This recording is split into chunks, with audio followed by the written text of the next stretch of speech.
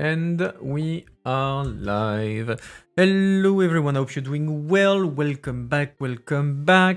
Not so long ago since we saw each other because I streamed Saturday since I couldn't on Friday. So yeah, it's not been a while, but still plenty of things to discuss for this news review.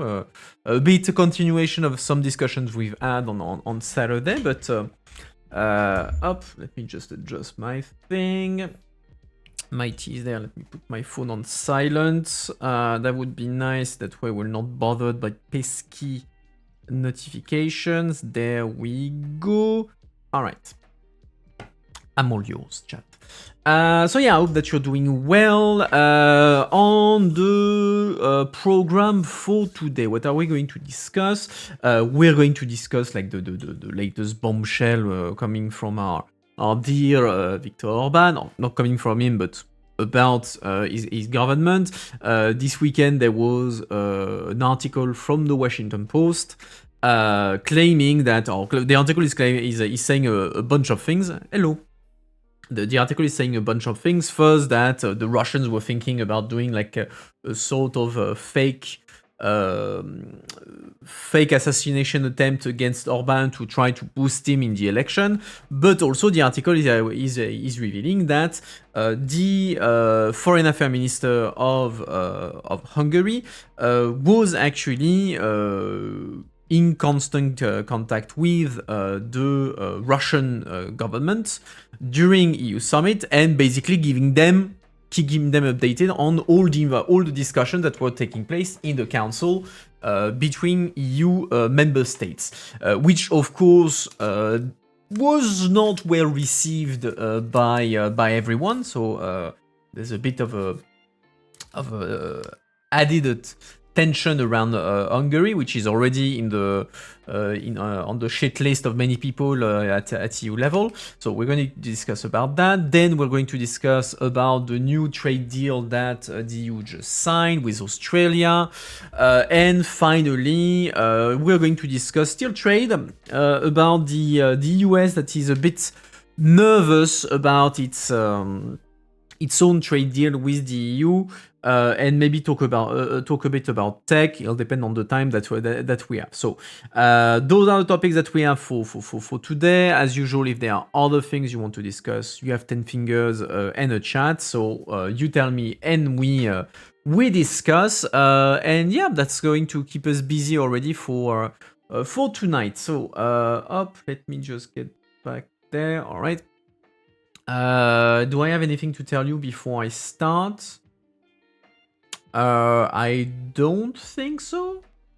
No, there's nothing special this week, so we're pretty good. I think we're good to start. Okay, switching. Let's talk about Hungary, our favorite topic of the past few weeks. So this time not about Ukraine, but rather about the fact that they've been leaking some information to Russia, which is not really a surprise. I mean, Hungary has been for a long time now the closest country to Russia. There's been many suspicion that they've been sharing information with Russia, and now we have the confirmation that they are, or at least the article, and then Hungary went through all the stages of grief about it. We'll discuss it, and now there's a lot of discussion on, okay, what do we do with this? Should we do anything with this? Is trust broken irremediably in the council, etc., etc. So let's read first the claim of the article. So from the Washington Post that was published this weekend. So Hungarian minister shared EU confidential information with Russia for years, report claims. A report by the Washington Post suggests Hungary's foreign minister, Peter Szijjártó, I don't know if Indras is there already to let me know the pronunciation. If he is, please correct me, otherwise I'm going to keep with Szijjártó. So Peter Szijjártó shared confidential reports of EU Council meetings with his Russian counterpart, Lavrov. Budapest denies it. So that's where I'm saying we have a bit of a roller coaster because so it's been 3 days since the article has been published by the Washington Post. Initially, Hungary was saying nothing. Then they denied it altogether. They say, no, it's fake news. We never did anything like that. It's just a whole political plot against us because of the election. And today, finally, say, no, well, actually, it's true. We shared information with Russia.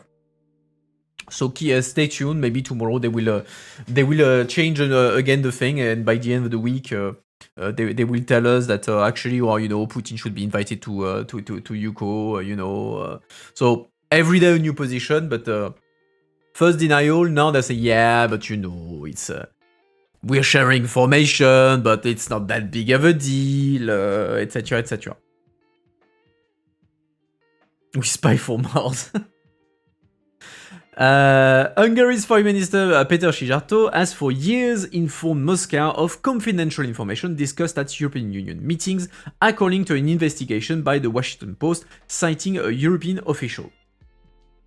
Szijjártó would call his Russian counterpart Sergei Lavrov during breaks at EU meetings to brief the Russian foreign minister on what's been discussed among EU leaders, the report said, suggesting possible courses of action for Russian authorities. According to the newspaper Unnamed Security Source, every single EU meeting for years has basically had Moscow behind the table. Poland's Prime Minister Donald Tusk commented on the report on Sunday. The news that Orban's people informed Moscow about EU Council meetings in every detail shouldn't come as a surprise to anyone, Tusk wrote. We've had our suspicions about that for a long time, which is true. I mean, it's been very well known that Orban has strong links with Russia, that there's many links, many information that go find their way to Moscow whenever they land in Budapest.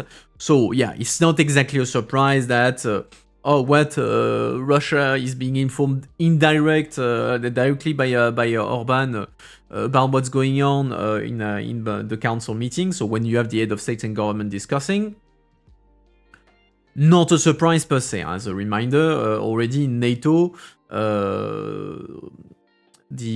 level of information sharing is limited as far as Hungary is concerned, because they are always concerned that any information shared within NATO with Hungary could somehow find its way to Moscow. So some of the most sensitive stuff is not shared with already for years now with Hungary.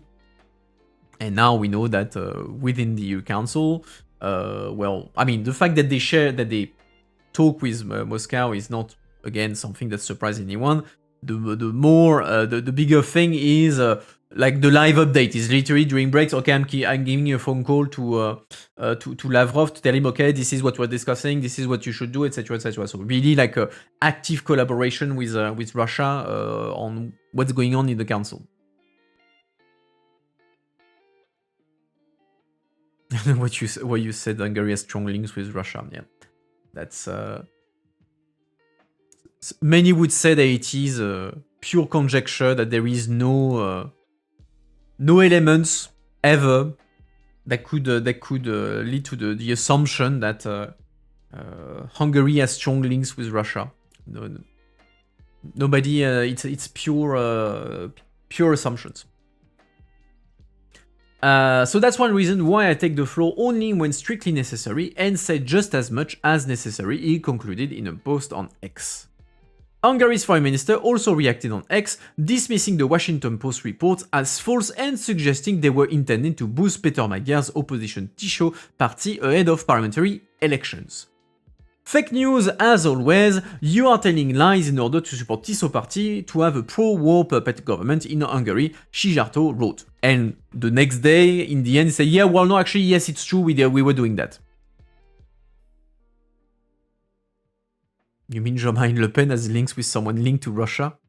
Who would have guessed? Yeah, that is indeed ironic, because the news broke literally the day before there was the CPAC, which is like the big annual gathering of the European far right in Budapest. So you had all the far right that was gathering in Budapest.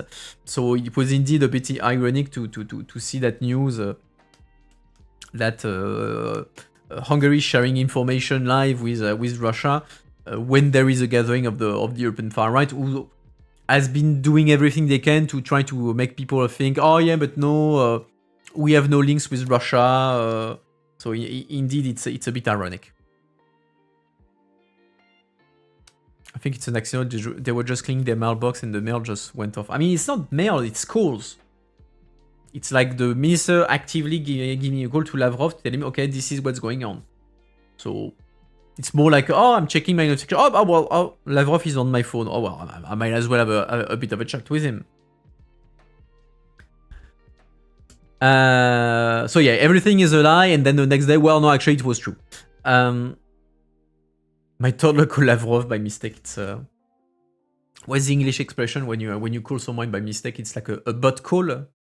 Yeah, I think it's a how could we call it? A Lavrov call? No. Putin call? Yeah, a Putin call? Maybe a bit longer. How could we call that? Chat. Give me ideas. Russia talk? No. Call? No. Putin talk. Putin call. We'll call it a Putin call. I must have wrong country. Wrong country. Where was I? Poland's Deputy Prime Minister and Foreign Minister Radosław Sikorski also weighed in, writing, "This would explain a lot, Peter," in reference to the Hungarian minister. On Saturday, the Washington Post also reported that Russia's Foreign Intelligence Service worked to stage an assassination attempt against Orban, an operation called Game Changer, in a bid to boost his chances at winning the upcoming parliamentary election.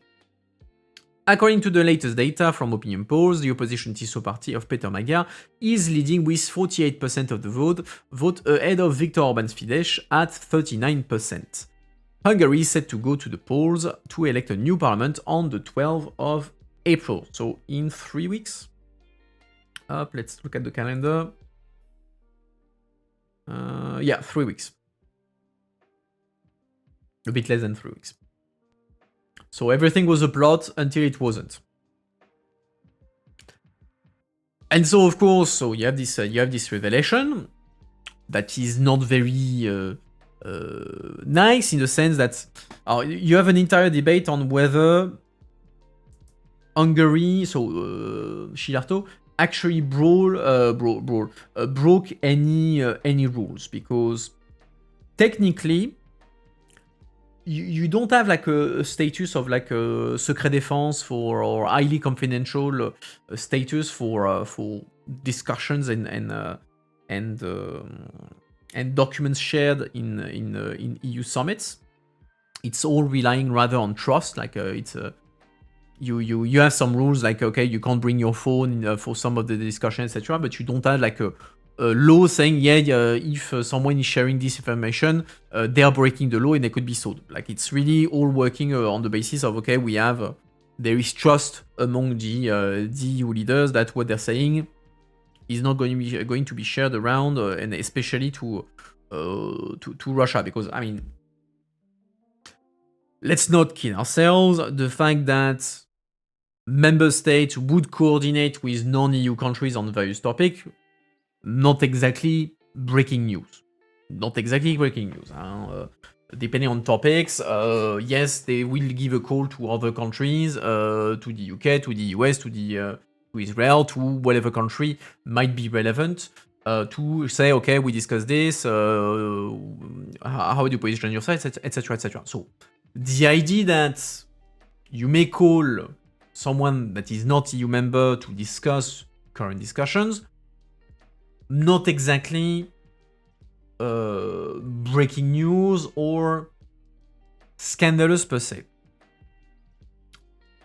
Problem in this case is that it's systematic and that you're sharing information with Russia, with kind of public enemy number one for the EU. So you're actively sharing intelligence with probably the country that is the closest to an enemy for the EU. That's where things get tricky, and especially since there are discussions that are very sensitive and very much linked to to Russia's interest when we're talking about energy, when we're talking about support to Ukraine, that sort of thing. There you're like, okay, what are they saying to Russia? European defense. So yeah, there is plenty of things that would make it extremely sensitive to share that with the number one adversary of the EU. And there, that's where the trust is broken, because that means that if there is systematically calls given to Russia to update them basically live about what's being said and discussed and decided in EU summits, the idea that the council as a place where EU leaders can meet and discuss kind of in a context of trust is kind of shattered. Like, that means you can't say anything because actually everything is going to be sent to directly to Moscow. So I just think it's not spying, it's asking instructions. To a certain extent, that might be the case. I mean, when they're talking about sanctions, you could be, we know that sanctions against Russia, Hungary is very protective of Russian interests. So I would, you would know, I mean, we don't have, of course, the proof or anything, but in some cases, asking instructions might not be a wrong assumption. There might be some basis for suspicion on that front. But yeah, all that to say, so yeah, there is technically Hungary has not broken any laws. However, they are breaking any single standard of trust with the other member states as far as sorry, I'm just removing notification. There we go. As far as the rules of the game are concerned when members are meeting. Even if, again, like, okay, you already knew that things that you say to Hungary are susceptible to be repeated to Moscow. But just the fact that it's literally live tweet, they're live tweeting the event to Lavrov. So, reactions. Up. So the EU, in reaction, called Hungary to clarify concerning reports of Russia leaks. The EU is very concerned. The Commission has called on Budapest to clarify reports suggesting that Hungarian Foreign Minister Péter Szijjártó regularly briefed his Russian counterpart Lavrov on closed-door EU Council meeting, causing uproar. The European Commission has called on Hungary to clarify concerning reports claiming, okay, it's literally reading the first sentence, that they shared sensitive information from European Union meetings to his Russian counterpart, Sergei Lavrov. The Washington Post reported over the weekend that Szijjártó was routinely in contact with Lavrov during EU meetings in Brussels, communicating with him during breaks. The allegations are explosive as EU member states are bound by the principle of sincere cooperation and the content of the meetings is understood to be confidential. So, on this thing, the principle of sincere cooperation is in the treaties. So you have sort of a legal rule that says, okay, everything that is linked to the related to the cooperation between member states is, particularly in Council, is under the principle of sincere cooperation. You are there to be constructive. That's the treaties. Then you don't have a law that says, okay, everything that is shared is actually confidential, and so you would be breaking a law. You could be sanctioned if you share that information. So you have a kind of a debate on Hungary is breaking potentially the principle of the treaty, so since the principle of sincere cooperation, but you don't have a law that actually says anything that is being said is secret défense, and so you could sue a member state for that, or a minister, or whatever.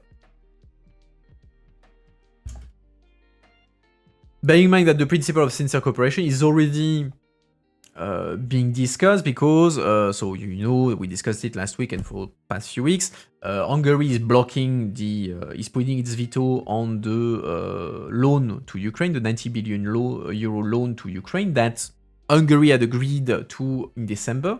And so there is a discussion whether, legally speaking, the fact that Hungary is coming back on its word after giving a formal approval to the thing and now blocking the thing, blocking the loan, would be a breach under the treaties of the principle of sincere cooperation. And so that decision is illegal. Problem is that to test that, you would have to go to the Court of Justice. So you have to sue Hungary in front of the Court of Justice. You say, yeah, actually that veto that Hungary is putting on that decision that is only applying the council decision of December that Hungary approved is a breach of sincere cooperation, so they can't do that. The problem is that in the current context, the CJU would take 6 months to a year to answer that question, so it's a bit pointless. And also in the context of the elections in Hungary, that would feed into the narrative of Orban that, look, Brussels is bullying us, etc., etc. So there is the debate on whether or not the principle of sincere cooperation has been broken. Unfortunately, you can't afford to go to the courts to check that. So the Hungarian government denied the allegations, calling it fake news, and since then have said, well, no, actually it was true. The reports regarding the Hungarian foreign minister allegedly disclosing to his Russian counterpart the closed-door ministerial-level discussions in the council are greatly concerning, a European Commission spokesperson told journalists on Monday. A relation of trust between member states and between them and the institutions is fundamental for the work of the EU. We expect the Hungarian government to provide clarifications. The reports emerge as political tensions rise ahead of Hungary's parliamentary elections. Prime Minister Viktor Orbán's Fidesz party faces a strong challenge from opposition leader Péter Magyar Tiszó party, which is leading in opinion polls, between 9 and 10% lead compared to the Fidesz. Orbán's government is one of the few in Europe to maintain regular ties with the Kremlin. Hungary also continues to import large volume of fossil fuels from Russia, despite the EU calling to reduce energy dependency on Moscow. Szijjártó has visited Moscow 16 times since Russia launched its full-scale invasion of Ukraine in 2022. The most recent took place on March 4th when he met with Russian President Vladimir Putin at the Kremlin. Polish Prime Minister Donald Tusk was among the first to condemn the revelation, so that's what we read the previous article, so I'm not going to read it again. The Commission declined to say whether Hungary is excluded from the distribution of sensitive documents.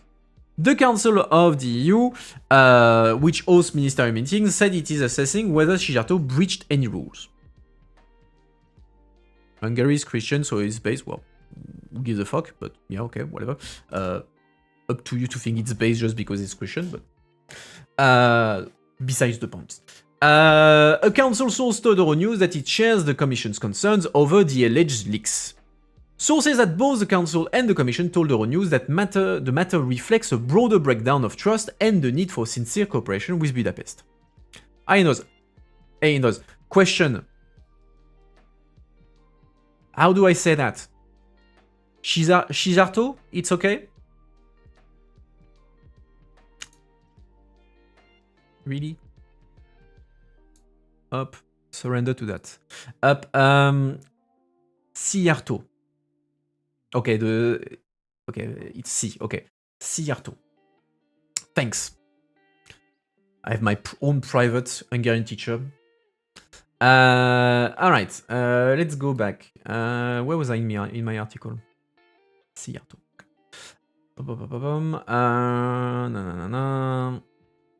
So the disclosures come days after Orban on Thursday maintained his veto on the EU's 90 billion euro loan package for Ukraine, a decision that drew condemnation from a majority of member states, given that he had already approved the financing measure at the EU's December summit. Hungary's opposition leader Peter Magyar said that if his TISO party is elected to power, it will investigate the matter. Based on current information, Peter Szijjártó appears to be colluding with Russia, thereby betraying Hungarian and European interests, Magyar said. If confirmed, this would amount to treason, which carries a potential life sentence. There that would be not under EU law, but under Hungarian law, assuming that it would fall under the legal definition. But there, that's Hungarian law. I don't know the details, but yeah, there's no crime of treason under EU law. That doesn't exist. It's only something that exists at legally speaking at national level.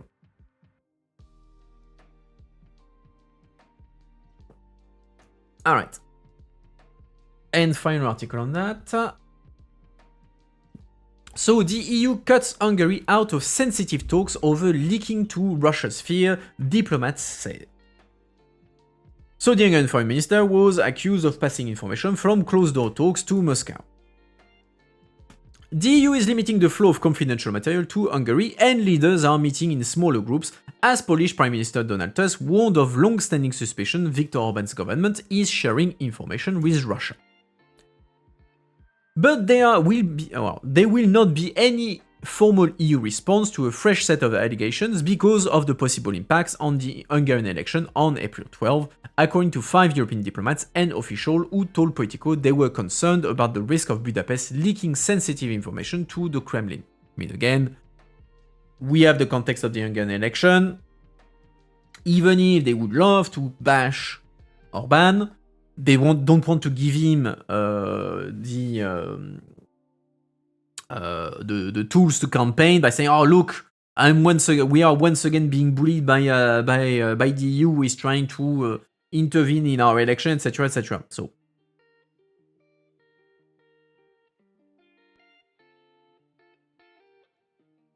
drama is funny because everyone knows he has been in close contact with Lavrov. He's been the only bridge to EU for. I mean, the problem in there, we know that Hungary is talking to Russia. That's not news. Everybody knows that. The problem is, well, the problem, you could argue it's a problem in itself, but the novelty brought by this is not the principle of the communication. Is the fact that they're basically doing live updates. Like, oh, we have a break. Okay, I'm going to give a call to Lavrov. Say, okay, hey, this is what we're talking about. This is exactly what we're deciding, etc. So it's the live updates aspect of it, sharing confidential discussion, potentially documents, potentially taking instructions depending on the topic. That is the problem. That's why you have a breach of the principle of sincere cooperation.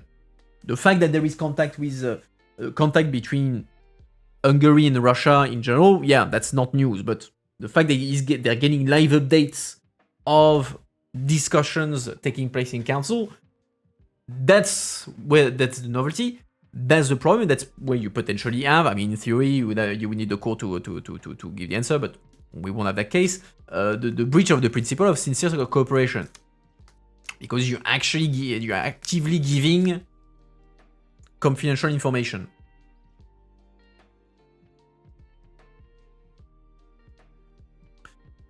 Nothing is confidential. I mean, you have confidential information. Like, some things are leaked indeed to Politico, into the press, etc., etc. Like the actual, like when they're discussing military aid, the actual military situation in Ukraine, they're not live tweeting the reporting of Zelensky. They're not live tweeting exactly. Okay, we're giving this, we're giving that to Ukraine, etc., etc. There are a number, like the actually like sensitive information, they're not sending that to Politico. So no. And the details of the discussion are not leaked. and particularly not directly to the public enemy number one of the EU. So no, I will not compare a leader sending info to Politico to yeah, I'm going to send directly to all the discussion to Lavrov.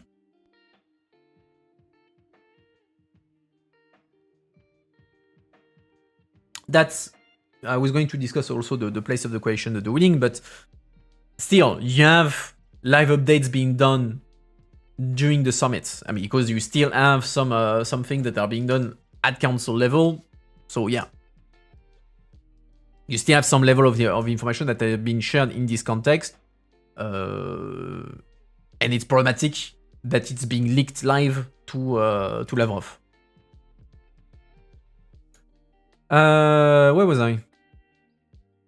No, there will be no formal information. Okay. So the European Commission on Monday said the report was greatly concerning and called on Hungary to provide clarifications about its communications with Moscow.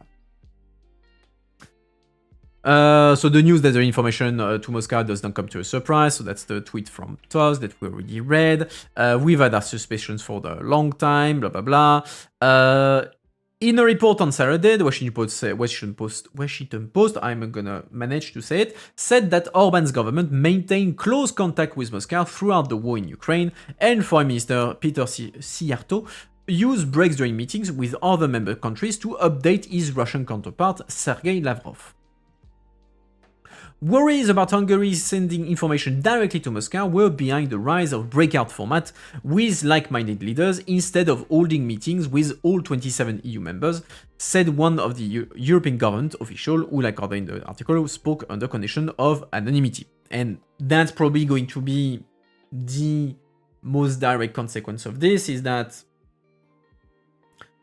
since we know now, I mean, we have the confirmation that whatever you say in the council is being sent directly to the Kremlin by Hungary, well, then you're not going to discuss things in the council, like since you can't trust the people around the table. So you're gonna have a multiplication of the other formats where you have a limited number of countries without Hungary and without other, probably Slovakia or Czechia. So you can have like the sharing the information, but then again, like then it creates a bunch of other formats outside the institution and the format on which normally members are supposed to talk to each other.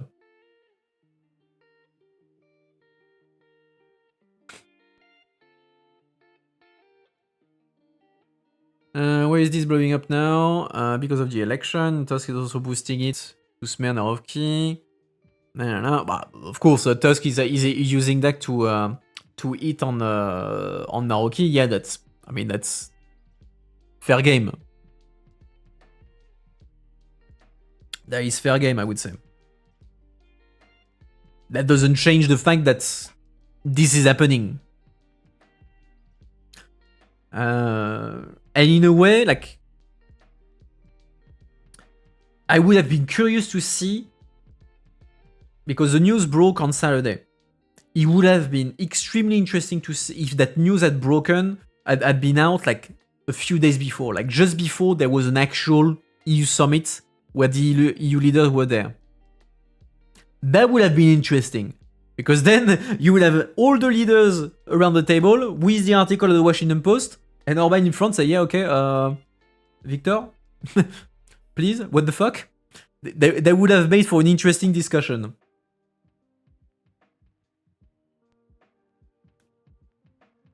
Smaller formats have always existed. It's not because of distrust in Hungary. Smaller formats have always existed. Now they're going to become the norm because nobody trusts Hungary.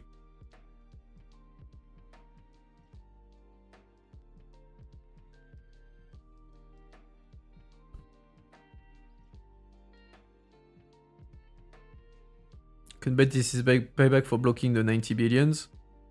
Given it's an investigation, it's not. I mean, it's not. They did not improvise that in 2 days.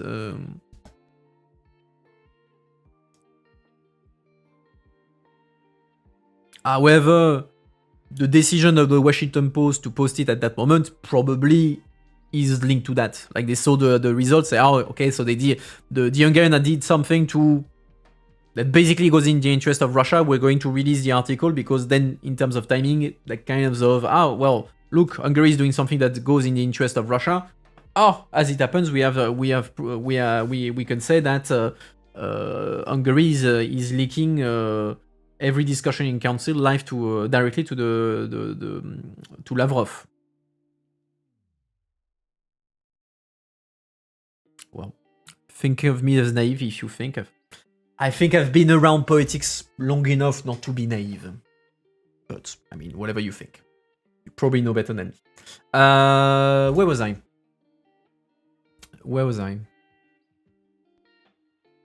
Overall, the less than loyal member states are the main reason why most of relevant European diplomacy is now happening in different smaller formats: E3, E4, E7, E8, Weimar, NBN, blah blah blah blah blah. The numerals refer to the number of European leaders in the group. The Weimar Alliance comprised France, Germany, and Poland. MB8, which I didn't know this one, is the 8 countries in the Nordic and the Baltics. GAF is the Joint Expeditionary Force of 10 northern European nations. Former Lithuanian Foreign Minister Gabrielius Landsbergis, who frequently attended council meetings when Siarto was present, told Politico he was warned as early as 2024 that the Hungarian side could be passing on information to Russia and that he and his counterparts had limited the information they shared when he was present. Even ahead of the critical NATO summit in Vilnius in 2023, envoys moved to cut Budapest delegation out of sensitive talks, Landsbergis said. We would only talk in formal terms, later breaking out to speak without Hungary about the achievables of the summit, he said. The Bucharest Group of 9, a club of countries on the military alliance's eastern flank, reportedly contemplated kicking Budapest out of the format the following year after failures to agree on support for Ukraine. Hungary's Europe Minister János Boka told Politico the reports over the weekend were fake news, which again, now they have confirmed, yeah, actually it's true, designed as a desperate reaction to Orbán's party Fidesz gaining momentum in the election campaign. But the Hungarian people won't be deceived. For his part, Siarto rejected the content of the Washington Post article and accused the media of putting forward conspiracy theories that are more preposterous than anything seen before, and again for only the next day saying, well, no, actually it was true.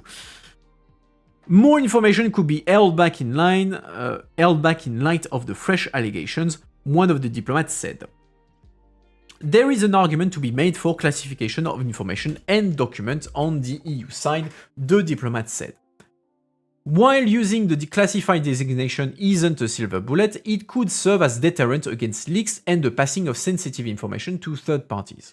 It would also make investigations more automatic, which is true. Like I said, there is no law, there's no legal status around documents and discussion as a confidential, security, classified, etc., because it relies on trust. You could create it as deterrence. Bon. In practice, would that stop really Hungary from sending things to Russia? Probably not. Then the thing is, it's one thing to create a status. What is the consequence of breaking that status? Of breaking that rule? If you're saying, we are creating a new status of classified information, but there's no consequences if you leak classified information, then the whole credibility of having classified information is pointless. There needs to be consequences for sharing classified information.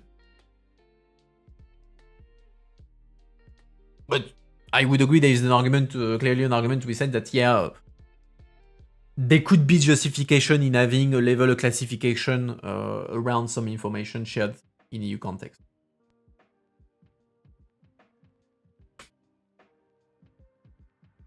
The 5 diplomats said they were not surprised by the news, but that any formal response would depend on whether Orbán is re-elected in April. Despite lagging behind Magyar Tiso in the polls, the Hungarian Prime Minister told Politico on Friday he could certainly secure another term. It undermines trust, cooperation, and the integrity of the European Union, said the second diplomat of the allegation. It's a deplorable situation. If he stays after the elections, I think the EU needs to find ways to deal with this in another manner.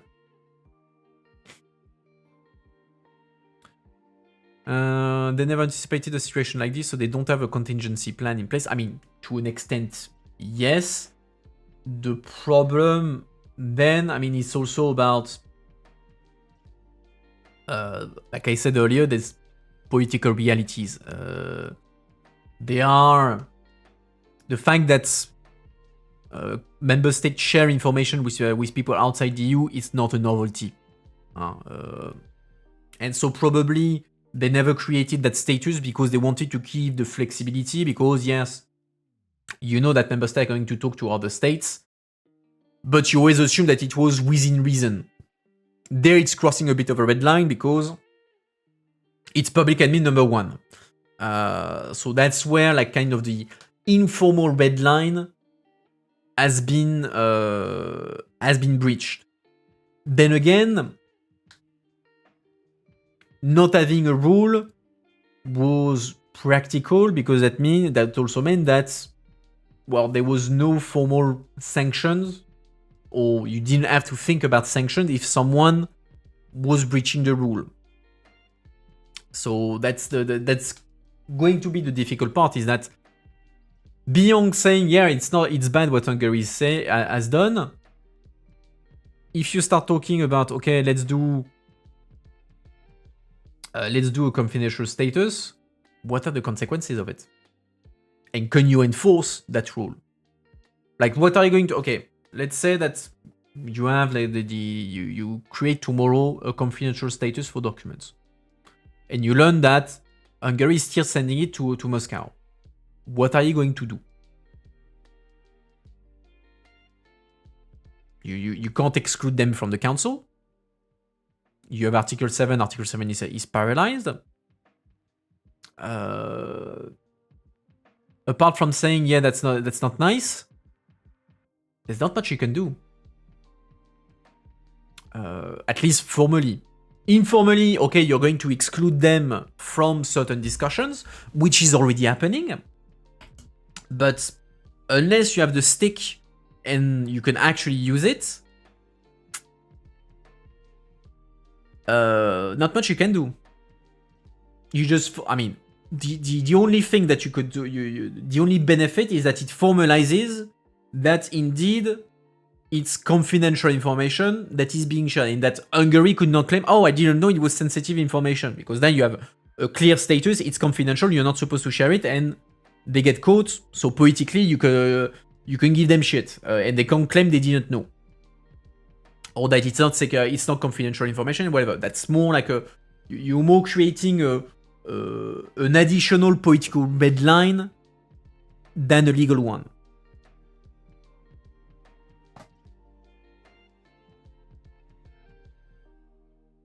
And as Andrew is saying, there's been precedents. We know that Denmark was helping the US on spying, but although it was not in the context of a council discussion, it was more in general. So the comparison doesn't hold, but the idea of member states sharing information with other countries, not a novelty.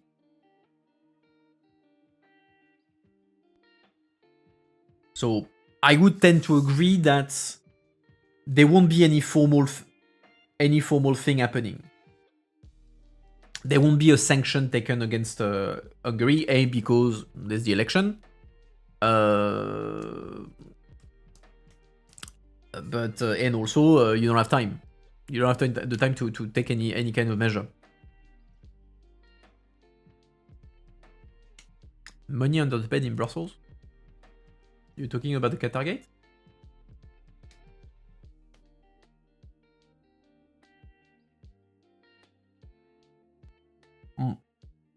Qatargate is another thing. Qatargate is a corruption scandal. It's not like it's not the same as there. Like there's no corruption.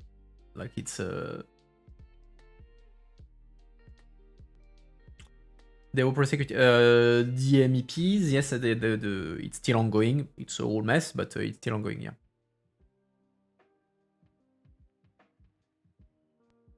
But because it's a corruption case, it's a different thing. There you have laws that were actually broken. In the case of Hungary, they didn't break any EU law. The only law, I mean, again, the only, and that's what Magyar was saying in the previous article. The Magyar say, oh, it's treason, and so we should prosecute them. Then it's a matter for Hungarian law.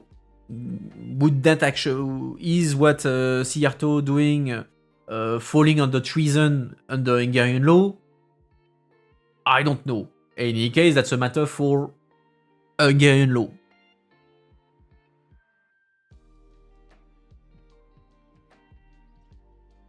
Alright, where was I? Blah blah blah blah. Ah, yeah. Another caution that whatever the EU and its leaders do, Orban will use it in his favor in the campaign. That's why probably they're not going to do anything before the election. I don't think anybody is eager to do anything that would add oil to the fire before April 12, they said. Despite widespread agreement on the threat posed by Russia, a fourth diplomat pointed out that the content of discussion among leaders and foreign ministers are routinely reported in the press and frequently take place in an unrestricted format, meaning leaders don't leave their phone outside to minimize the risk of surveillance. But the optics of EU government working so closely with an hostile states remain politically explosive. Again, as far as the discussion at ministerial level are concerned, since the updates are also happening at leader level, that's another thing.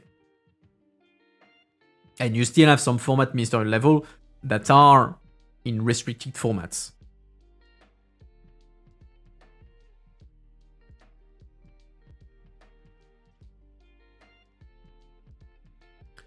Orban may need to be prosecuted on several things, I guess. Well, that's a matter for Hungarian law. Where was I? The fact that the Hungarian foreign minister, a close friend of Russian foreign minister Sergei Lavrov, has been reporting onto the Russians practically minute by minute from every EU meeting is outright treason, Magyar said at a campaign rally over the weekend. This man has not only betrayed his own country, but Europe as well. The allegations come as Orban's foreign supporters set course for Budapest to help him campaign in the final stretch of the elections.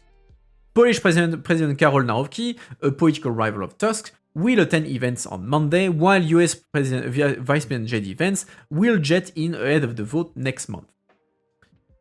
Easy in the chat. Orban refused to sign off on 90 billion euro in much-needed loans for Ukraine at Friday's European Council, sparking a furious reaction from fellow leaders. It wouldn't be surprising if this proves true, said the fifth diplomat of the allegation. Hungary has long been Russian President Vladimir Putin's ally within the EU and continues to sabotage European security. The block 90 billion euro is simply the latest example of that pattern. Do we have any questions?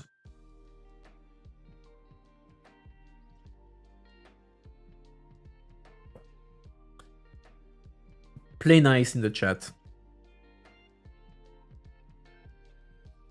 No name calling. You know the rules.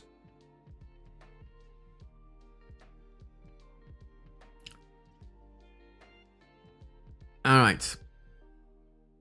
I don't see any question. Let's talk about trade.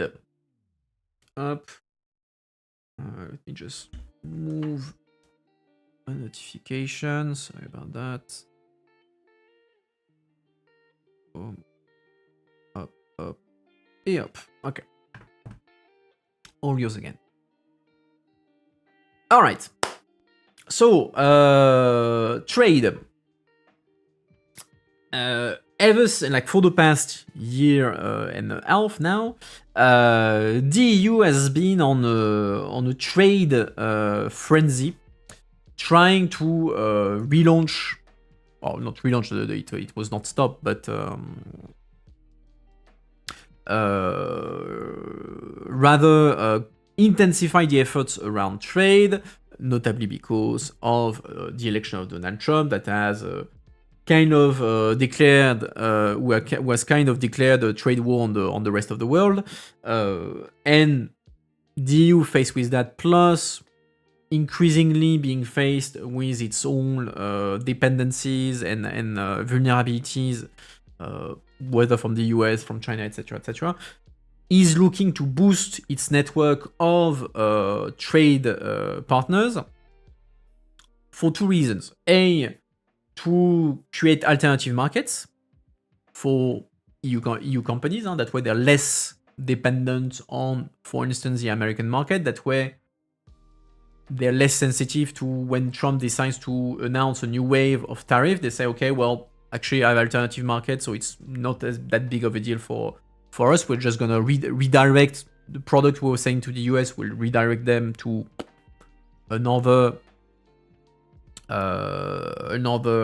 country. And so reason number one, diversification. And reason number two, also from a diversification, to increase the access to certain critical resources, critical raw material, that are currently in a chokehold, where China has a very strong presence, and basically China controls up to 90% plus of the world supply chain on this critical raw material that are essential if you want to do missiles, if you want to do solar panels, batteries, etc., etc., etc.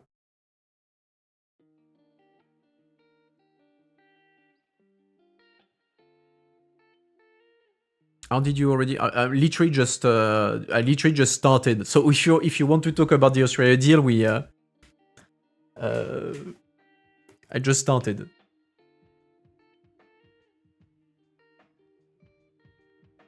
Yeah, 10 vendors. Take it on Discord or on DM. That would be much appreciated. All right. And so yeah.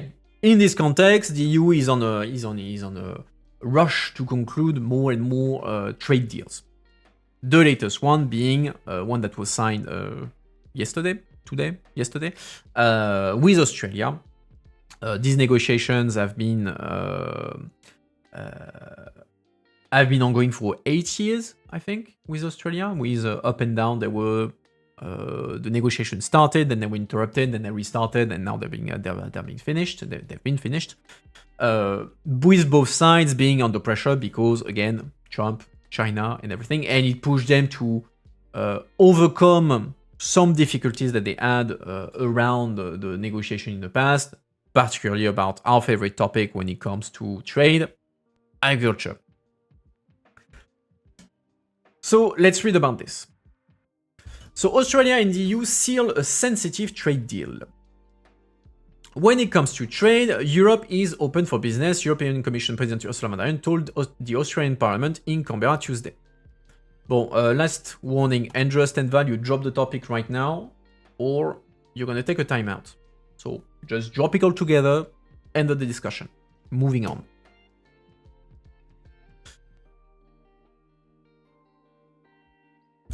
The European Union and Australia have concluded talks on a free trade deal that could boost exports volume by as much as 1/3, European Commission President Ursula von der Leyen announced in Canberra.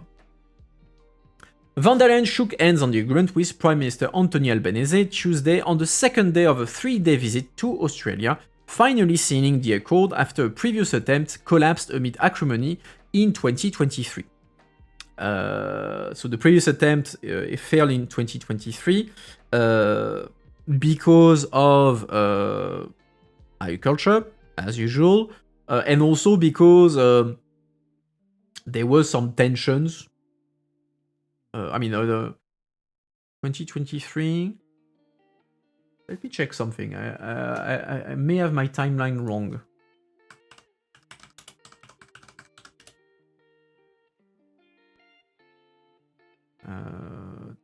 Tac.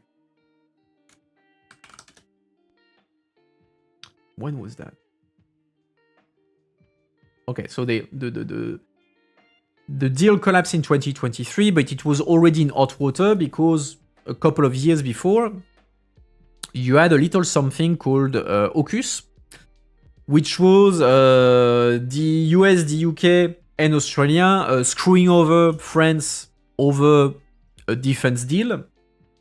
France had signed a contract, a big contract for submarines to Australia, and got backstabbed by the US and the UK, with Australia dropping the deal with the French and instead giving the contract to the Americans and Australia and the Brits, which of course royally pissed off the French and say, "Oh, you want to play like that? Oh, that's a fancy trade deal you want to negotiate with us." That would be so bad if things got bad on that deal. So yeah, the French made discussion even more difficult with the Australian on that, and just on the AUKUS, the ultimate irony is that the Australians screwed over the French on that contract, only to be screwed over themselves by the Americans, because in the end the Americans and the Brits say, "Oh well, actually we can't provide you the submarines that you wanted at the price and the conditions that you wanted." So the Australians got screwed over by the people who helped them screw over the French. So there's a bit of Schadenfreude from the French, say, "Hey, how's that contract going for you guys?"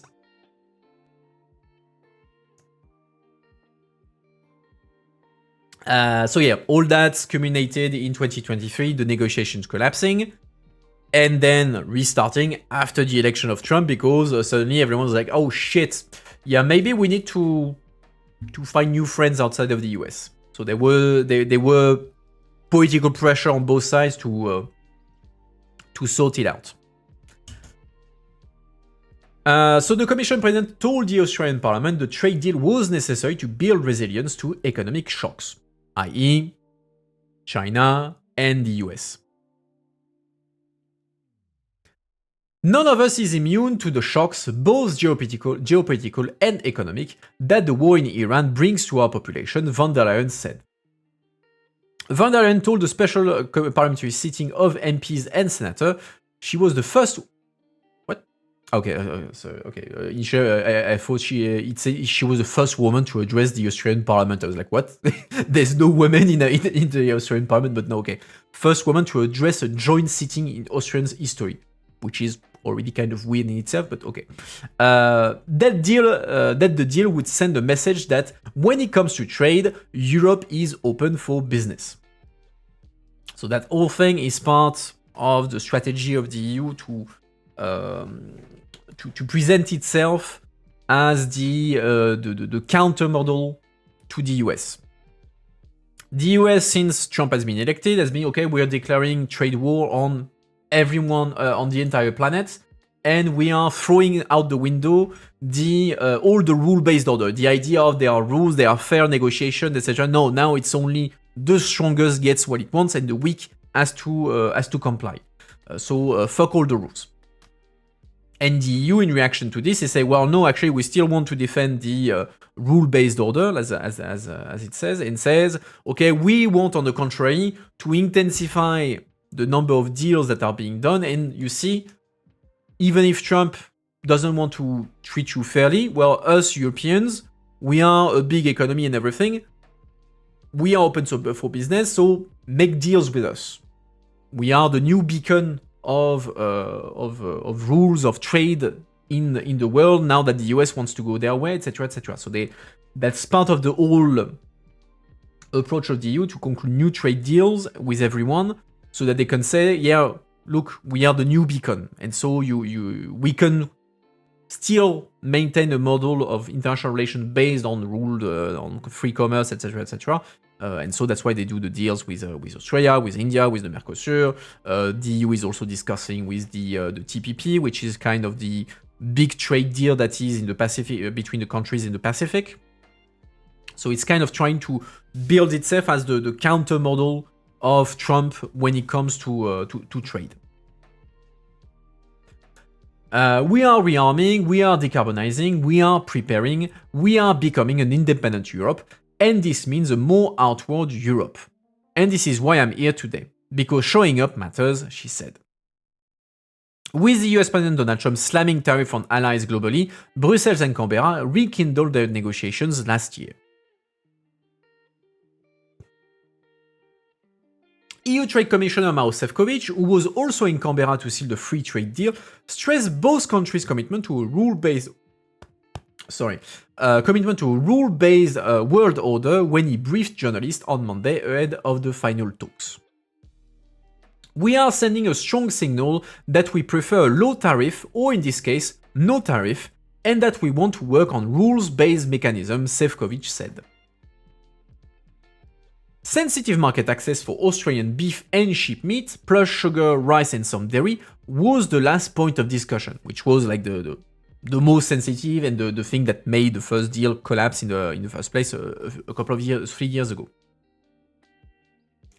Under the agreement, Australian cattle farmers will be able to export 30,600 metric tons of beef to Europe per year, up from the current 3,400 tons, subject to requirements on grass feeding.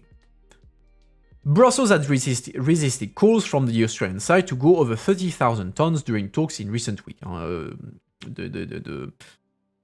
The Australian wanted 50,000 tons.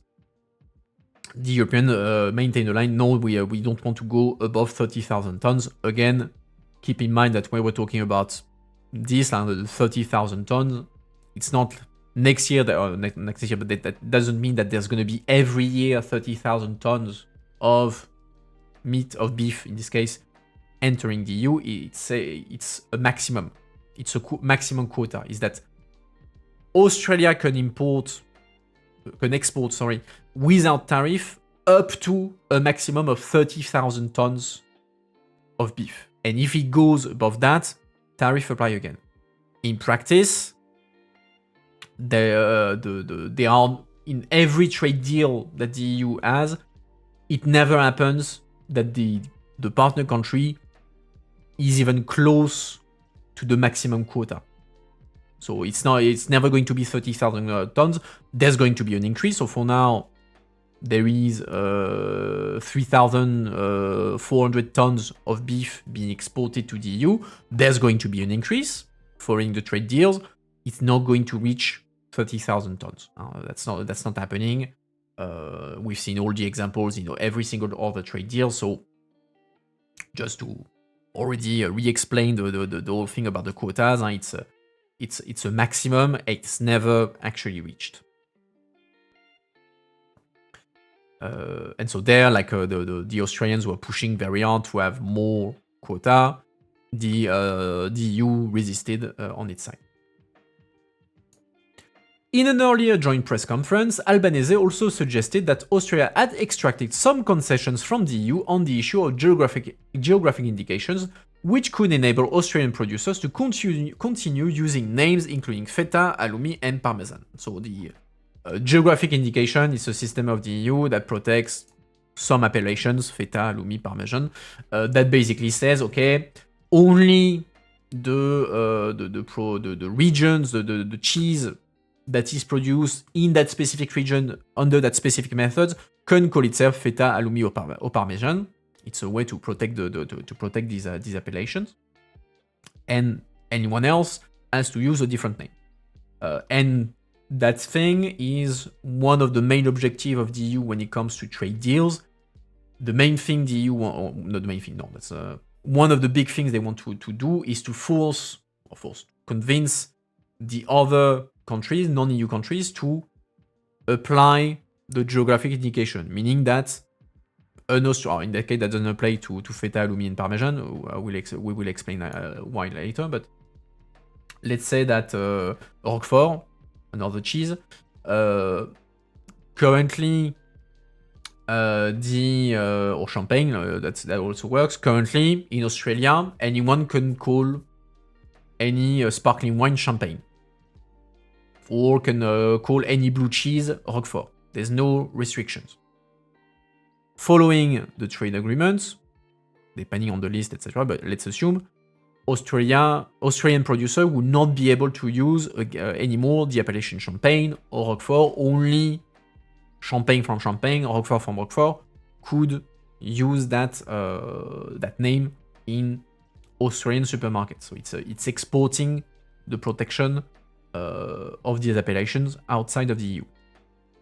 In this case, the Australians negotiated some exemptions because you have some communities in Australia that produce this kind of cheese. So there, it's a bit of give and take. Again, since there is big political pressure on both the EU and Australia, because they are scared of China, they are scared of the US, they say, okay, we could have spent much more time fighting on, having more quotas of beef and having stricter restriction on geographic indications.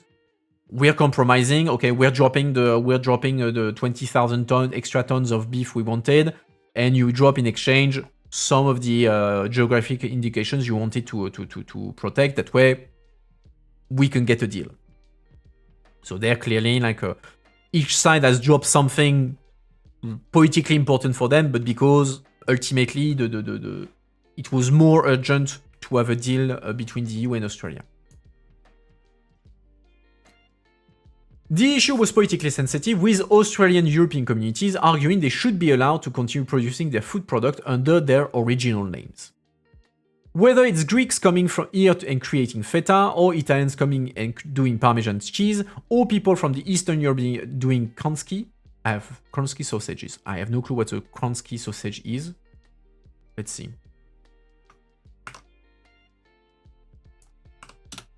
What's a Kronski sausage?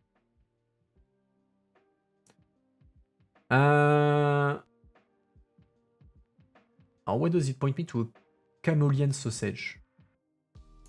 It's a Slovenian thing.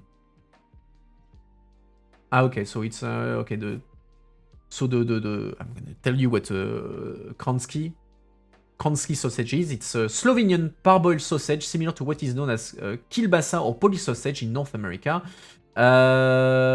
It's made from pork and bacon. It's probably paid promotion. Apparently, it's mostly Slovenian.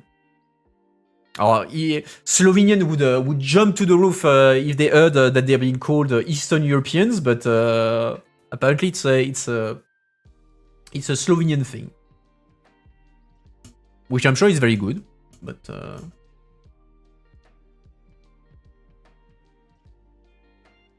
and Hungarians, do you consider yourself Eastern European or Central Europeans?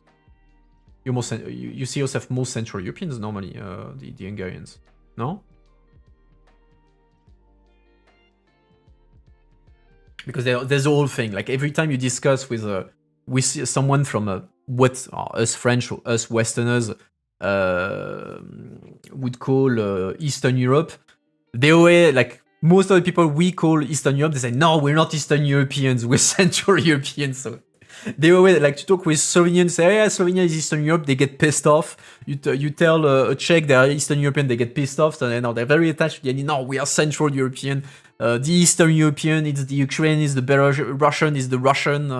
We are not those people, we are Central European. And like usually we're like, yeah, okay, remind me which side of the Iron Wall you no, not the Iron Wall, the shit. It's late. Rideau de fer. Help me in English. It's not the Iron Curtain. Thank you, Andrews. Which side of the Iron Curtain were you? Yeah, you were East. Okay, you are Eastern European in our minds. So yeah, but they always pissed off when they hear the Westerners say, yeah, you Eastern Europeans. they always get pissed off. Which, in a way, it's funny, but well, yeah, I understand as well. So yeah, it's a connection with Europe. It's part of our strengths. Albanese said, oh yeah, okay. So basically, a kind of spinning. Yeah. Well, you know, our Italians are making Parmesan just like back home. So you know, it's the same thing. Let us do the same thing. It's political spinning. Australia will agree to protect the names of 165 European food products and 237 spirits. The two sides also agreed to modernize an existing wine agreement, which covers 50 new ones and includes, in a win for Brussels, Prosecco as well. Coming just 2 months after the EU signed a deal with the Latin American Mercosur bloc, also a major beef producer, the Australian agreement is meant to deliver benefits for farmers, Šefčovič said. I believe that we are bringing very good news to our farmers, he said, arguing that wine, sparkling wine, chocolate, sugar, confectionery, ice cream, some fruits and vegetables, and many processed agricultural products will all go down to zero, will go down to zero from day one. Well, I'm not sure all farmers will agree to that. I can imagine already the meat producer will be, again, very pissed off, as they always are whenever there is a trade agreement. But yeah. Cheeses, which are more sensitive for the Australians, will see tariff phased out in 3 years. The trade chief is also underlined EU agri-food exports to Australia already enjoy a surplus of 2.3 billion euro. EU exports to Australia totaled 37 billion euro in goods and 28 billion euro in services in 2024, with the deal set to eliminate tariff on almost all EU goods and many services. The agreement could boost by one third in 10 years, the Commission estimates. A major win for the EU will be easier access to Australia's natural resource wealth and incentive for European investment for Australian mining and refining. Australia has almost all the critical mineral we need, Šefčovič said. That's the real incentive for the EU. We need the critical raw material to... we need the critical raw material to become less dependent on China. Let's be real, the European farmers read EU free trade agreement and start the tractor. I mean, the farmer reads EU and already starts the tractor. But indeed, like, it's not. I mean, it depends on which kind of which part of agriculture you're talking about. Some part of the agricultural sector are very much in favor of trade. You're talking to the wine sector. You're talking about the anyone who does. I was going to say not critical raw material, but geographic indications. They are all very much in favor of trade. But for the other, like anyone who does cattle farming and this sort of thing, yeah, no, they don't like trade.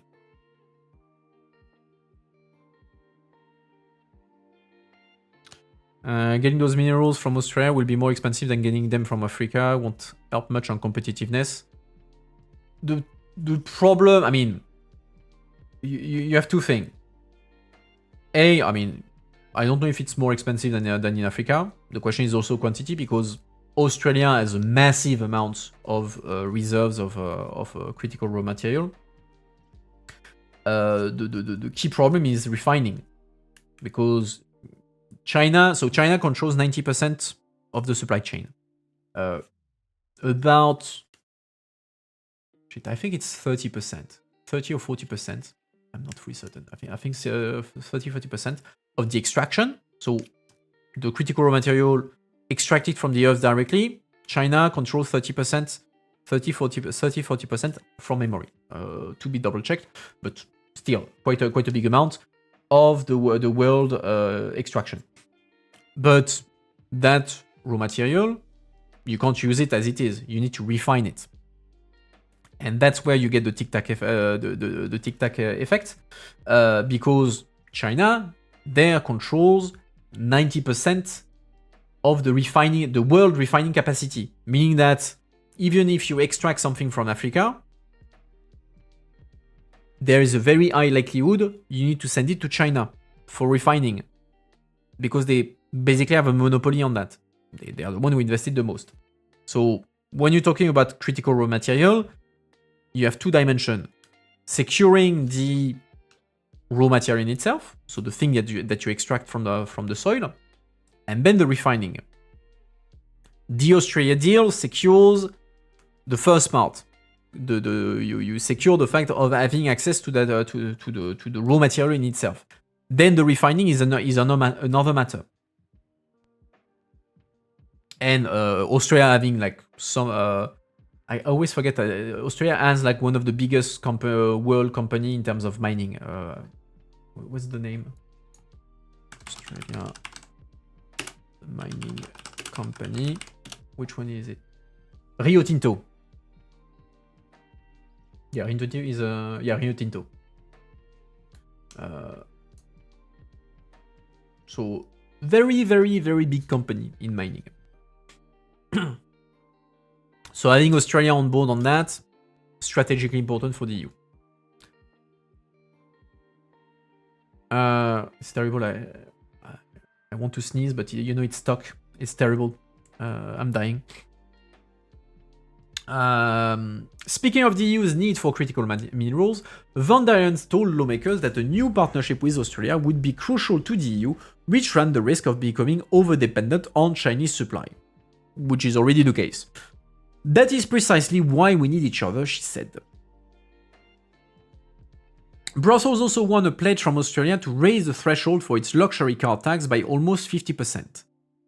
Canberra currently charges a 33% levy on foreign-made cars above 80,000 Australian dollars. Whatever the shit. Sefcovic said that will rise to 120,000 Australian dollar, which I don't know how much it represents in euros. Let's see, what's the exchange rate? Exchange rate, euro, Australian dollar. So 1 euro is 1.66 Australian dollar. So 120,000 Australian dollar, that must be what? 90,000 euro? You know what? We're gonna do that in direct. On 20. 72,000 euro. Okay, so we have a deal. Let's walk back a little bit to look at farmers. So an article there about farmers. It dates from before the article, the treaty was signed, but it sets the issues for farmers. So Brussels walks a tightrope with farmers as von der Leyen heads to Australia. The Commission has pushed for conditionality and safeguards to avoid a Mercosur scenario. Agriculture is once again proving a major headache for the European Commission as President Ursula von der Leyen heads to Australia this week to try to clinch a long-stalled free trade deal. The sticking point, how much additional beef alongside other sensitive products such as lamb and sugar the EU should allow in under preferential tariff, has come to dominate talks and headlines alike. What should have remained a technical discussion on quotas has now escalated to the highest political level, with the final call set to rest with von der Leyen and Australian Prime Minister Anthony Albanese in talks this week. That rare choice of negotiators has raised eyebrows. Let's hope von der Leyen knows the difference between product weight and carcass weight equivalent, quipped former Commission trade negotiator John Clark. I have no clue what's the difference, so don't ask me. Let's see what it is. Carcass weight equivalent. What does that mean? So, carcass weight equivalent is the weight of meat products converted back to the weight of a dressed carcass, including bones, fat, and trimmings. It allows for uniform tracking of meat, translating live weight or processed cuts into a standard comparable unit. And what's the difference? Difference with product weight. Let's see. So carcass weight,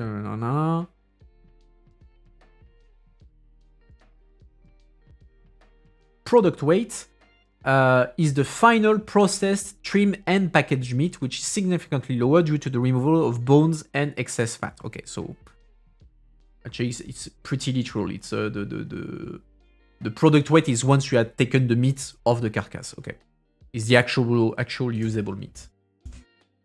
All right, removing notifications again. Bim bam boom. Bim bam boom. All right. Yeah, carcass is heavier. Yeah. The Commission's offer reportedly stands at 30,000 tons, while Australian farmers are pushing for 50,000. And in the end, we know that for beef, the EU managed to get 30,000 tons, pretty much. Tensions inside the Commission are also emerging. Agriculture Commissioner Christoph Hansen told MEPs on Thursday that volumes would stay below the 35,000 tons of beef, even as the final decisions lies with von der Leyen, which in the end was the case. It's the final weight was what, 30,000 point something? Where is it? 30,600. The EU, in its infinite generosity, agreed to grant 600 additional tons to Australia. He also stressed that the current offer is lower than what his predecessor, Commissioner Janusz Wojciechowski, has been able to table. For example, on beef, the 35,000 will not be on the table like that, Hansen said. As talks enter the final stretch, farmers have been quick to push back, warning of the risks tied to any deal. They argue that the sector is already under strain from the fallout of the Middle East war, notably with higher energy and fertilizer costs. Beyond beef, the lamb sector is also raising alarms. Interovic, representing goat and lamb producer, says Australia is seeking to expand its quotas to 67,000 tons. That would multiply current access 11-fold and represent around 11% of the total EU sheep consumption, it's added. And the previous article didn't say how much sheep. It's sheep or no, goat and lamb. We don't know the final figure in the deal on that precisely. The Commission appears keenly aware it must manage the politics of and avoid a farmer backlash. Large-scale protests linked to the Mercosur deal and the drawn-out bargaining with EU capitals that followed remain fresh in Brussels. In response, the EU executive has pushed for stronger conditionality and safeguards on agriculture to avoid a repeat scenario. Brussels is likely to rely on quota for sensitive products, including beef, lamb, sugar, and rice, while tying access to production standards according to sources familiar with the file. And what we know also since then is that the deal has also already included the safeguards that the same safeguard that they got on Mercosur. So when there was a deal with Mercosur, farmers were pissed off, and the EU, to try to please farmers, which is kind of a meaningless effort, but to be able to sell it politically, adopted a protocol saying that the exports, the tariff-free export would be suspended if there was indication that you had a huge increase suddenly of export of importation from Mercosur or a variation in price, etc. So basically, if you were seeing like significant impacts on the meat market, on the beef market, etc., because of the Mercosur agreement, then the imports will be suspended. But that's something that was taken outside of the deal with Mercosur. There, in the Australia deal, they made a similar clause, but included it directly in the deal itself. So they are kind of copy-pasting some of the safeguards they designed for Mercosur to put them inside the Australia deal.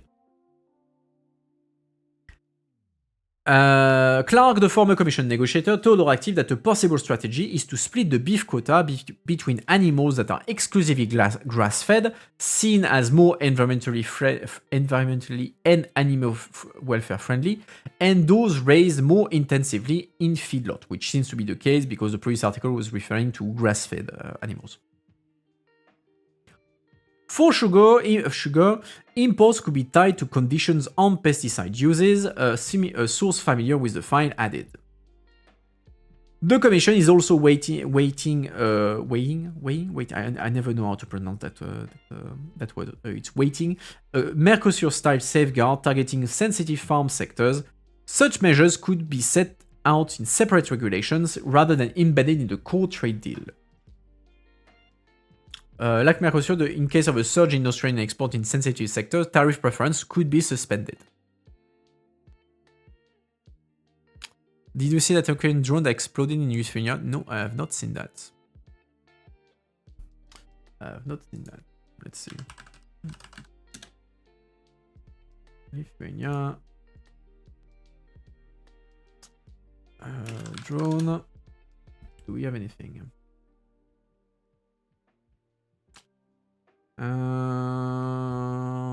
Russian kamikaze drone crossed into NATO territory and attacked Lithuania. What's happening? It crashes in Lithuania. Okay, authorities are investigating at this stage. I have not seen it. Who is that speaking? No, it's not a minister. We don't know.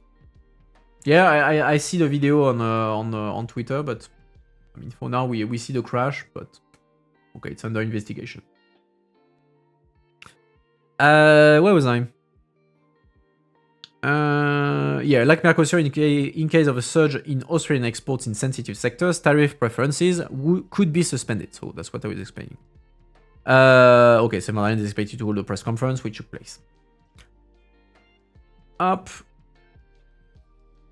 So farmers, as usual, being the center of the attention on that agreement, and will most likely complain, or they already complain about that agreement, and you will have to fight again to try to say, well, actually, we find something balanced. It's fine. Don't panic. It's under control. Yada yada. Let me go back on the right page. There we go.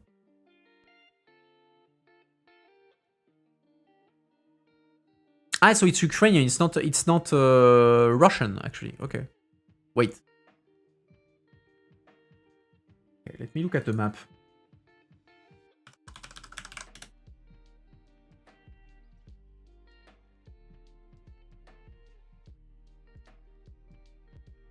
Okay, how does a Ukrainian drone ends up in Lithuania?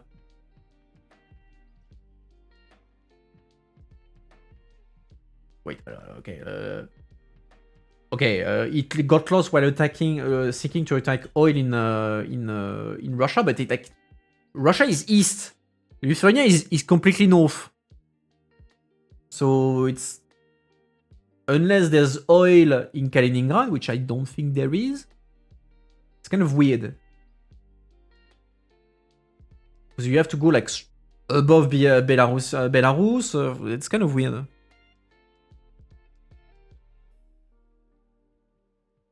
Yeah, the drones, the Russian drones I knew because they're constantly like doing recon from Kaliningrad and everything, but it's kind of weird.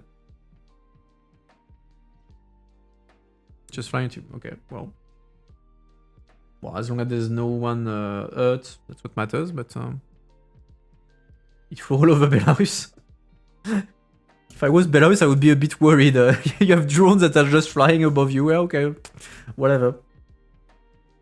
Yeah, the GPS got really messed up on this one.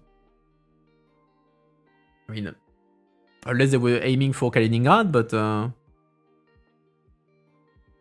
speaking about the truck, what truck? Like, I mean, I'm missing everything. No, we're talking about the drone that crashed in Lithuania.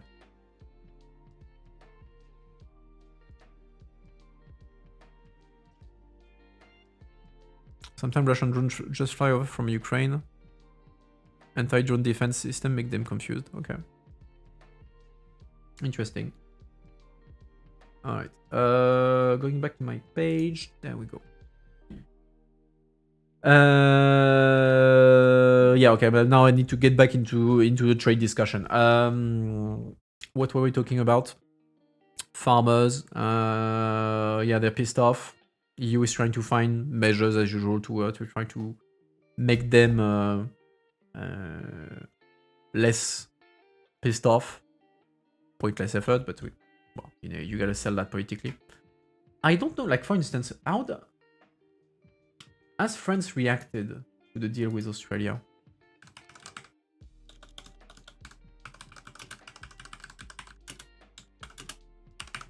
Let's see.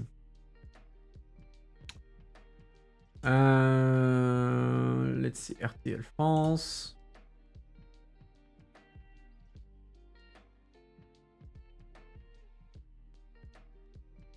Ah, just found an article about the reaction of farmers. I'm just checking if it's... Okay, we're gonna read that one as well. Okay, do we have something about the reaction of the government, the French government? Because the French government was like the leader against the trade deal with Mercosur. Blah blah blah. Do we have any reaction from the French government? Not really, so I don't know what the French are thinking. Okay, let's actually read the reactions from the farmers. Alright, so EU-Australia trade deal draws ire of farmers and lawmakers. The new EU-Australia trade deal has drawn criticism from farmers and MEPs who argue that it will open the door to additional imports of sensitive products on top of those already agreed under the contentious Mercosur deal, while not providing full protection for certain EU regional products. Copa-Cogeca, the EU's influential farmers lobby, said in a statement on Tuesday that the EU's concession to Canberra in the newly signed trade deal with Australia are unacceptable, surprise surprise, as they fail to sufficiently protect European farmers. In a post-Mercosur context, the cumulative impact of successive trade agreements makes these concessions unacceptable, the lobby said, which, to be fair, that's something that would be interesting to look at, because why individually it's true that the trade deals, I mean, they're not. It's not the flood of products, etc. But given the number of trade deals that the EU has, it's true that it would be interesting to look at the cumulated impact of all the deals taken together. What's the impact of all the importations of beef, lamb, whatever product on the EU market? That would be. I'm sure the Commission has stuff like that, has stuff on that, but that would be interesting indeed to look at.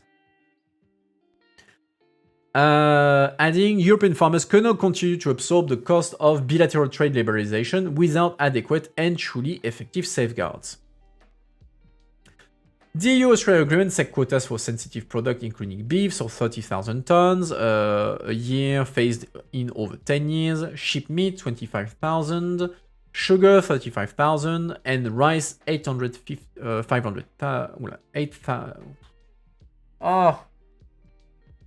Long day. 8,500 tons phased in over 5 years. Yeah, I mean that would be interesting to look at the cumulative effects. But Copa-Cogeca warned that these figures add to quotas already. I mean, again, the quotas, again, focusing on the quotas is the wrong thing. What matters is not the quota. What matters is what's actually entering. Like if you have 100,000 ton quota, but actually you're only having 5,000 that are entering, that's pointless. So the quota is the wrong measure. Like it doesn't matter the quota. The quota you don't give a shit actually. What matters is the what's actually entering. Like the example I always use is the example of CETA, the agreement with Canada, where you had You had a quota of 45,000 tons of beef, and 7 years after the deal was concluded, Canada barely sends 4,000 tons to the EU. So not even barely 10% of the entire quota. So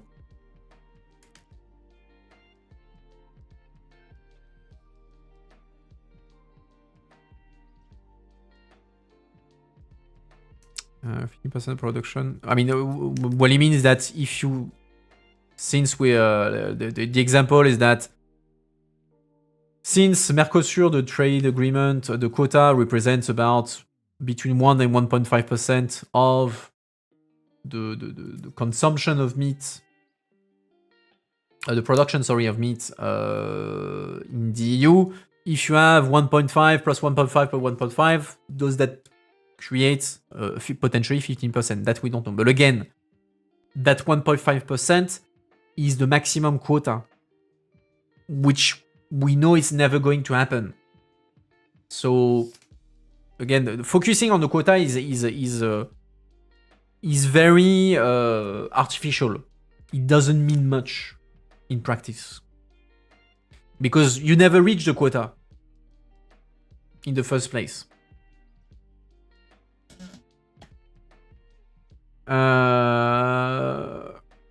So yeah, Copa-Cogeca warned that these figures are to add to the quotas already allocated to Mercosur countries, including 99,000 tons for beef and existing sugar quota for Brazil, with Brazil and Paraguay. The Commission included a safeguard mechanism allowing the EU and Australia to impose temporary measures within the first 7 years if a sudden increase in imports leads to major market disruption in either partner's market. However, the lobby described these measures as mere communication tools, with one representative telling Euronews that they will be slow to activate if a market crisis occurs.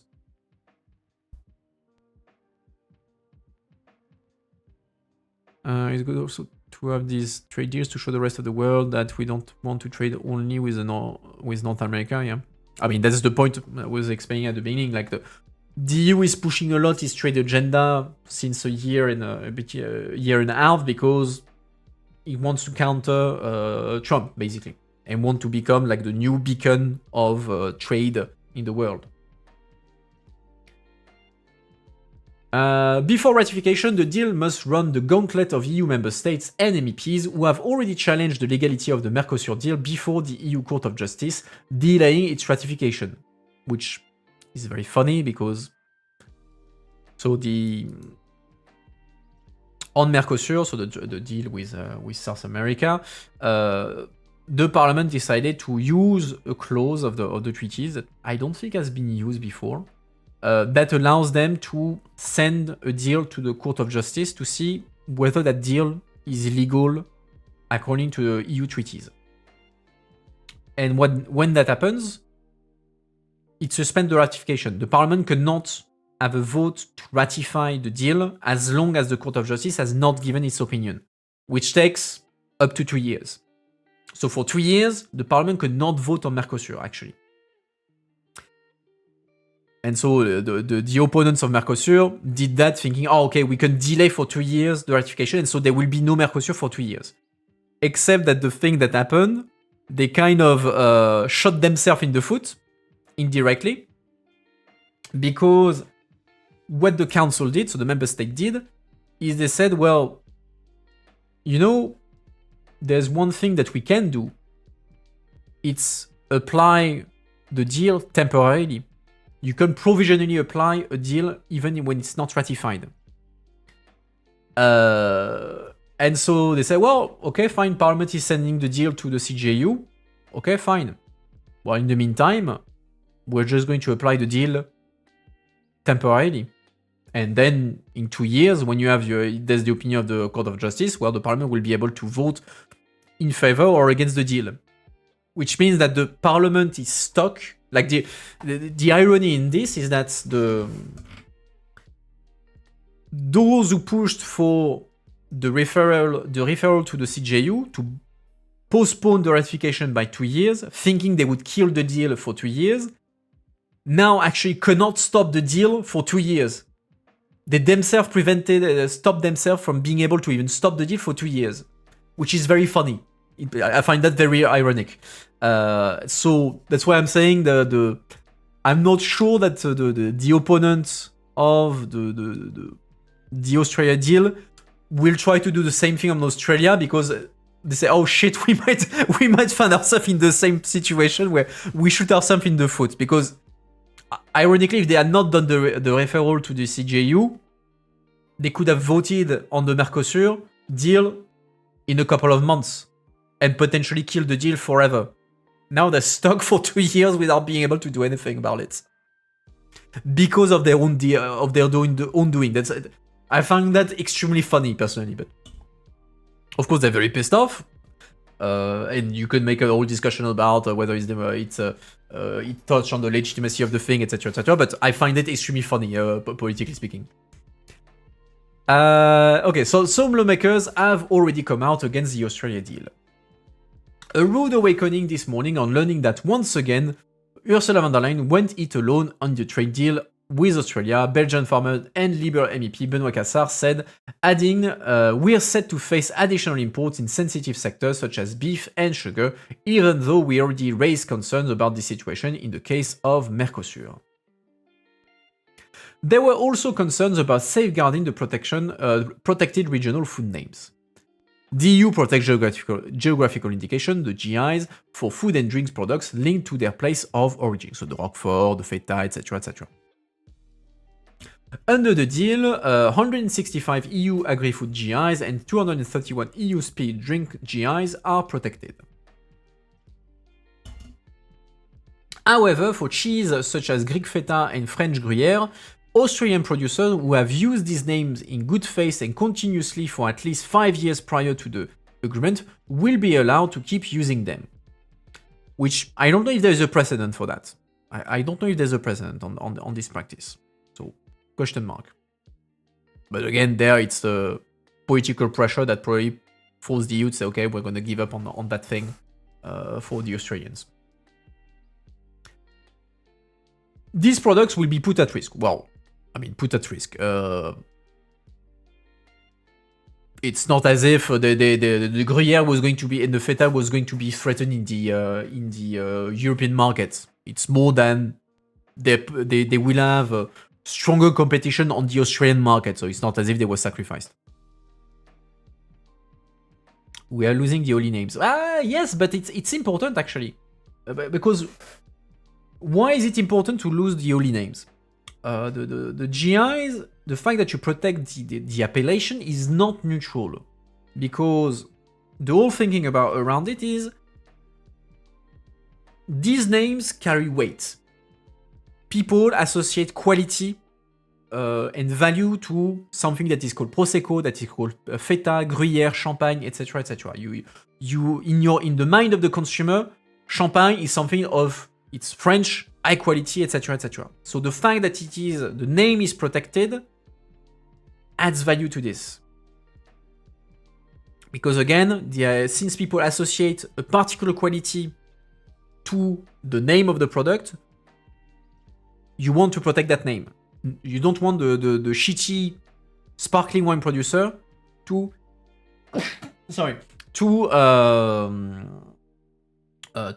call itself champagne. It's branding. It's exactly that. It's branding. It's absolutely branding. It's a branding and beyond, because the GIs don't only protect the name, it protects the name and the way it's done. It's not just you have to only Feta produced in a particular manner in a particular area can call itself Feta. So it's protecting the name and also the way it's being produced. So the holy name is not neutral. It's not neutral. It has its importance. In any case, the EU producers won't be happy knowing the incoming. I mean, I think the Feta producer don't really care. They don't really care because it's not Australian Feta that is going to compete on the European market They're not going to export Austrian feta. That's. It's more like it will make a bit more complicated. Or actually, no, it's not making more complicated. It's keeping the situation as it is in Australia. Like feta producers, Greek feta producers, will compete as they are today with the feta producer of Austria.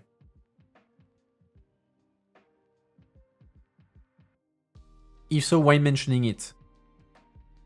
You mean the fact that the Austrian feta could call itself feta? It's worth mentioning because it's an exemption given to the traditional IG. Okay. In trade negotiations, you have two different sort of things. You have what you call the offensive interest and the defensive interest.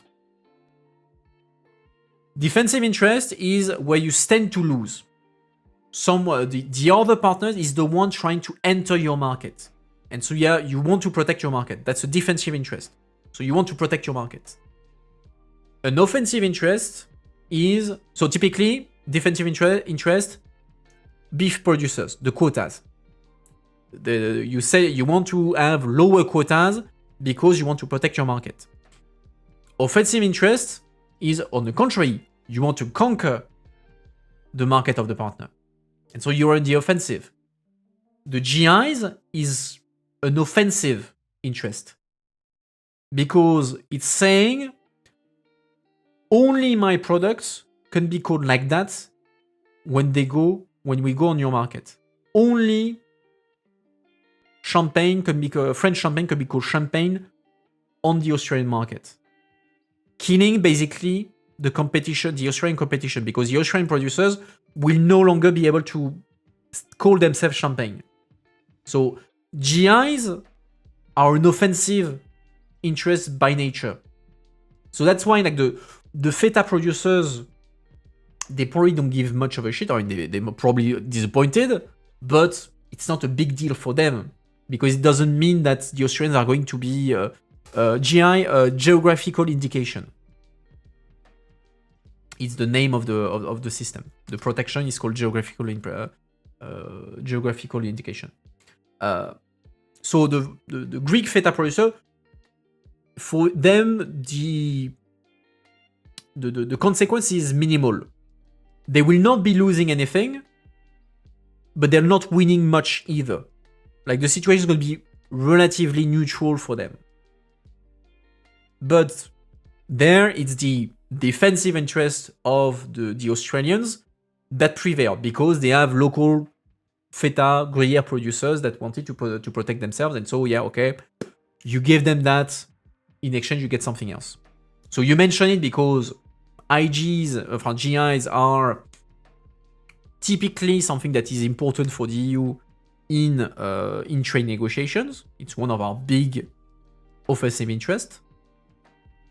I don't know if there are precedents of that sort of thing where you say, okay, well, actually, you can keep using that name in the future. That I don't know, this sort of exception.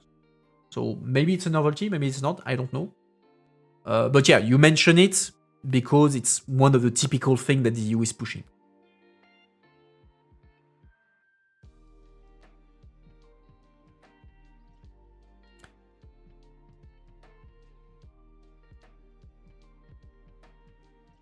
My favorite Australian stuff is Wagyu meat. Wagyu can only come from Kobe, Japan, so the Australians call their brand of beef Master Wagyu to get around it. That's trolling indeed.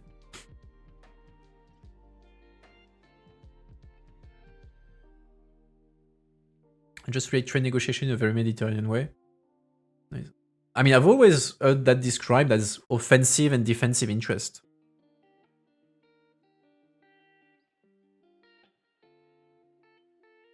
That's the way I've always seen it described. But I mean, as long as you get the point, that's what matters.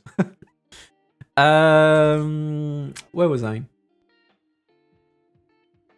Meanwhile, Italy's Prosecco wine triggered strong reactions from Italian lawmakers. According to an EU official, under the agreement... Wait, I thought that Okay, I finished the article and then I'll go back to the previous one. Australian producers can continue using Prosecco to designate a grey grape variety in Australia, provided it is used as a variety name and tied to Australian geographical indications. This rule applies solely within Australia, which has also agreed to halt export of such wine after 10 years. But Italian five-star MEP Carolina Morace argued that with this decision, the European Commission is legalizing Italian sounding, that is, the imitation of our agri-food excellence around the world. As a Venetian, I can only reject this latest attack on our traditions, which weakens rather than strengthens Italy's wine sector. Okay, but I thought that... Okay, I'm going back to the previous article, because I thought they said that on Prosecco they secured something.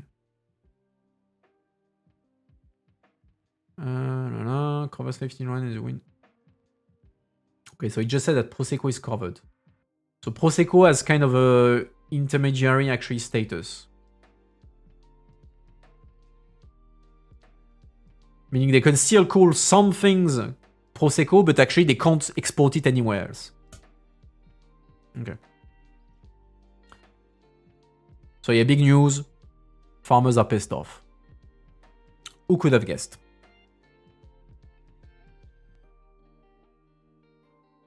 Up, back to my main page. Any questions on that? Before we move on? Shocking news, I know. Next up, water is wet.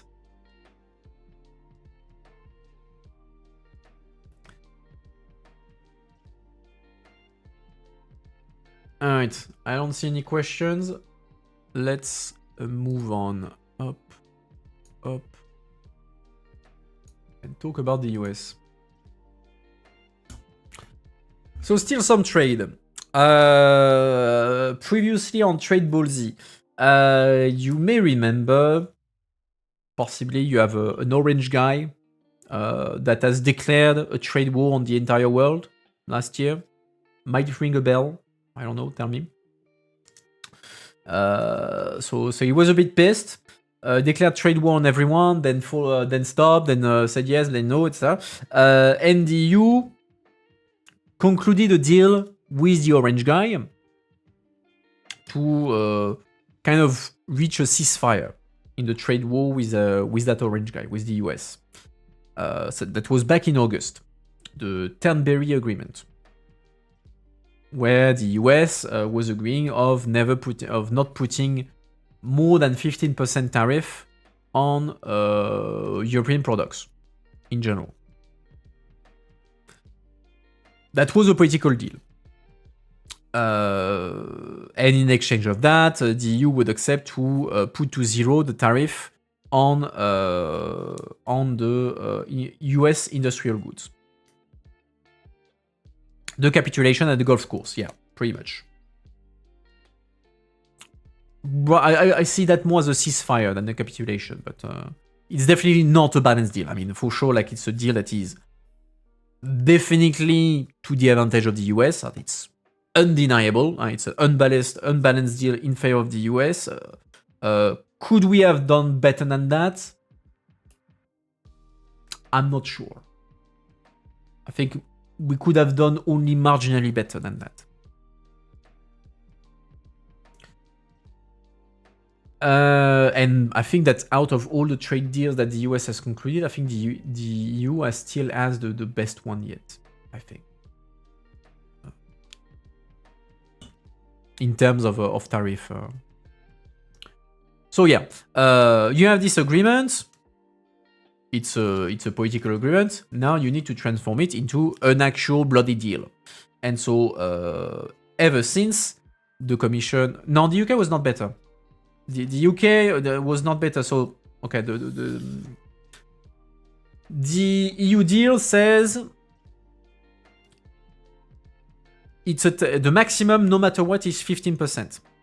You cannot give us... I will come on the 10%. The EU, it's maximum 15%. You cannot... Whatever happens, it cannot be above 15%. And so there were a lot of comparison with the UK, who had a deal at 10%.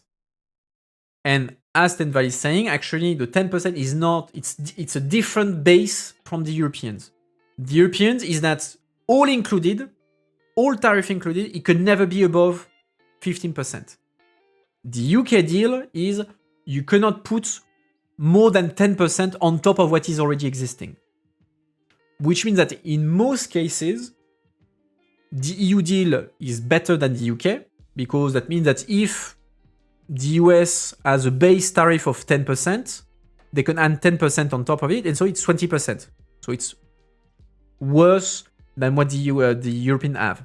But if they have a product where the base tariff was 0%, then they get a tariff of 10%, and it's potentially better than the EU. So in some cases, it's possible that the UK has a better tariff than the EU. On the wide majority of the products, actually the EU has a better deal, which pissed off actually all the Nigel Farage, the pro-Brexit people. Actually, they were pissed. Say, oh yeah, look, the EU has got a better deal than us. Blah blah blah blah blah. So.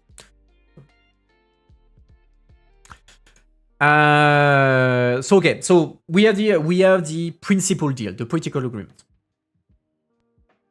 EU gets a maximum of 15% tariff on goods. In exchange, we put a 0% tariff on American industrial goods. The EU now is doing the law, may propose the law to implement, saying, okay, there will be from now on 0% tariff on US industrial goods. The proposal was made at the end of last year. Problem, at least for the US. Since the end of last year, there's been a few things that have made the Europeans a bit pissed off. For instance, the US threatening to invade Greenland. For instance, the US making threats left, right, and center on this or that, etc., etc. So, bad luck for the US. Every single time the deal was supposed to be approved by the European Parliament, there was a huge backlash. The US would do something that would create a huge backlash. For instance, Greenland, the Parliament is supposed to vote on the deal. A week and a half before, Trump says, I'm going to invade Greenland. So, of course, the Parliament will say, yeah, fuck that. We're not going to approve a deal with a country that is threatening to invade Europe. And so the deal was postponed. And so ever since the end of last year, it's always like this. Like, Parliament is about to vote. Trump does something insane. Parliament says, yeah, fuck you, we're postponing the vote. And so now we are end of March, and the US is a bit pissed off. Say, yeah, well, we have the deal. The EU should be doing what they said they would do, etc., etc. So they're getting a bit pissed off by the fact that the Parliament is constantly pushing back the date of the vote. For mostly because the US is doing stuff that is pushing the Parliament to postpone. So today you had the Trump ambassador, the American ambassador was saying, yeah, okay, we have to, you have to vote. Trump does something insane every week. They will eventually have to vote, or it expires. There's no expiration date. Because, I mean, that's the problem, that's the thing. The Thunberry Agreement, it's not a legal text. It's a political agreement. It's just up in the air. So, it applies, I mean, it's valid until you decide it's not valid. So there is no, the expiration date is the moment if the US or the EU says, well, screw that, we don't do the Thunberry Agreement anymore, and we restart the trade war. That's the expiration date. Yeah, it's a political handshake. They shook hands on broad political things, and then you have to turn it into a legal text, and that's what they're voting now. The legal text, the legally binding stuff. That actually turns this political agreement into reality. at least on some parts of it. Which is why the Americans are a bit nervous because, well, they would be finally crossing the line on that. So let's read. So Trump's EU envoy urges swift approval of the trade deal. Economically, it'd be malpractice not to vote for this, Ambassador Andrew Pusder told Politico.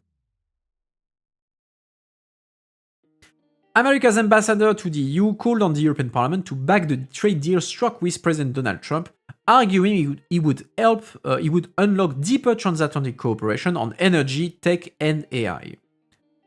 Speaking to Politico on Monday, Andrew Pusder cautioned that it would be a mistake to allow further delay of the deal reached last July. I thought it was August.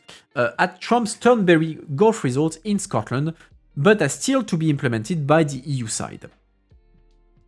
All of the signals are good, but you never know.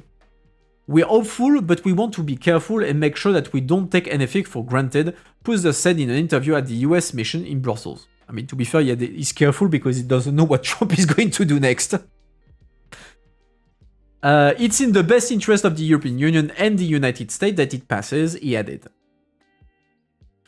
Some people might think that politically it might give them an advantage to vote against. I hope that's not the case.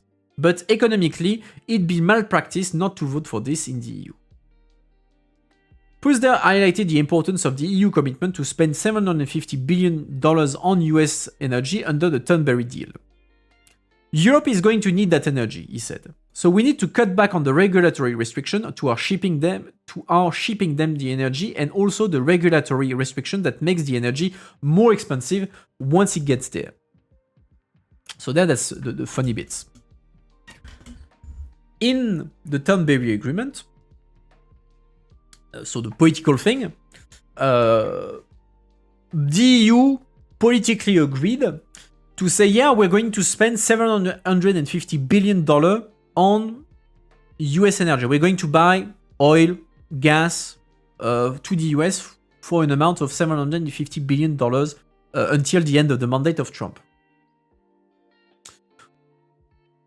Is that actually a thing? The US say yes. The EU says no, pas vraiment. Why? Because, so why the 750 billion? The pragmatic reason is that Trump loves big numbers. And so he threw big numbers and the EU is like, okay, fine, here's a big number. Have your big number. But that big number actually is meaningless. Why? Reason number one, the EU cannot commit to buy an amount of US energy. They can't say, yeah, we're going to force member states and companies to buy 750 billion worth of American gas or oil. It's not the EU that take this decision, so they can't. I mean, they can say, yeah, sure, it would be good if the US got 750 billion, but they can't make it a law. So it's a number that has no value. So first reason, the EU has no mandate actually to force anyone to buy American oil or gas. Reason number two of why that number means actually nothing.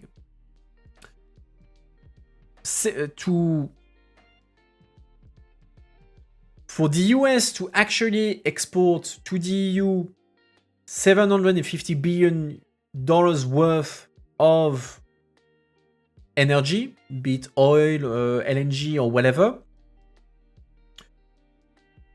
they would basically need to double the amount of oil and gas they currently produce and send everything they have to the EU. Which of course not going to happen. So even if the EU wanted to buy $750 billion worth of American gas and oil, the Americans do not produce the equivalent of $750 billion of oil and gas. They would literally have to double the production and send everything to the EU, which is not going to happen. So the commitment to buy $750 billion worth of energy is worth nothing. It's a number that they threw around. Wagner say, yeah, okay, sure. Yeah, I'll do that. That makes you happy. Okay. But actually, there's nothing that's going to happen. So now, like, when you have the ambassador say, yeah, the EU committed to do that, the EU committed to do nothing. They threw a big number. Trump likes big number. That number is impossible, and the EU doesn't have the mandate to force anyone to do this, so it's only in the head of the Americans. However, so first, whenever you see the 750 billion number on the EU-US trade deal, keep in mind that actually that number means nothing. It's empty. There's no commitment. There's no law, or whatever. First part. The second part is this. They say, yeah, you need to buy our thing, but also, and that's where there's a big disagreement with the US, they say, yeah, you need to reduce your laws. Because, all the laws that you make on energy, on tech and everything, those are trade barriers. They are laws meant to prevent American companies from selling their services in the EU. And that's not what you're supposed to do. Under a trade deal, you should remove these laws because they are unfair trade barriers to American products. And that's his whole focus there. Yeah, you need to cut back on restrictions to our exportation because that's a trade barrier. And that's where the EU disagrees very much, because the EU is saying, yeah, no, that's not a trade barrier. It's not a law that we made to prevent the US from exporting. It's just our law. Is the law that we made. End of the line. It's applying to everyone, not just to the US. We made the DSA, we made the tech regulation not against the American. I'm not as a trade barrier for the American. It's just our law, and it applies to everyone. And so there's a back and forth for more than a year now, where the US is saying to the Europeans, yeah, you need to change your law so that you reduce the level of protection so that our companies can do whatever they want on the European market. And the Europeans say, no. Those laws are not there for, it's not trade laws. They have nothing to do with trade, so fuck off. And so you have back and forth between the Americans and the Europeans on that. And the ambassador again trying to spin European law as a trade barrier, which it is not. So it's like a way to make Orange please, giving him some buzz, but there's nothing inside. Pretty much. It's pretty much that. Trump loves big numbers. So look, every single deal that the US has made with another country, be it the EU, India, whatever country, every single time, Trump said, oh look, they committed to spend hundreds of billions in the US. Those figures, for the most part, mean absolutely nothing. They have no value.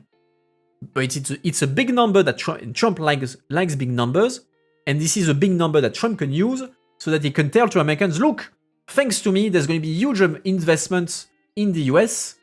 Vote for me for the midterm election in November. So it's only a political tool that Trump can use domestically to get people to vote for him. But objectively, it has no value.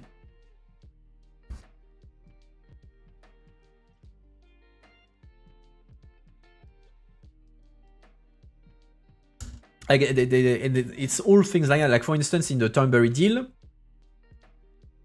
along like the commitment to buy 750 billion of energy, there are other commitments. For instance, that the EU commits to buy lobsters, American lobsters from Maine. Like specifically, in the Turnberry agreement, it says the EU will buy lobster from Maine. Why? Why is the US insisting on the EU buying lobster from Maine. The reason is purely political. Why? Because Maine is a big producer of lobster. Maine is also a Republican stronghold. So voters of Trump, and at the time when the deal was agreed, the lobster producers in Maine were facing difficulties. And so Trump gets that line into the Thornberry Agreement so that then he can come back to Maine and say, look, Maine lobster producers, thanks to me, the Europeans will buy all your lobsters. And thanks to me, you're going to make a lot of money. Vote for me in November. So it's purely for domestic politics.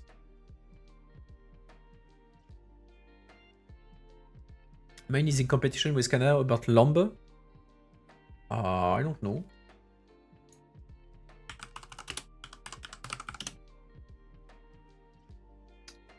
Is it a big export?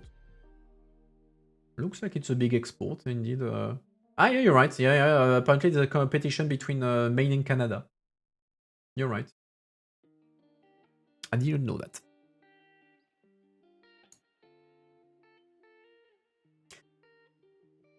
And now I'm also wondering if that's... I think there's a reference to lumber.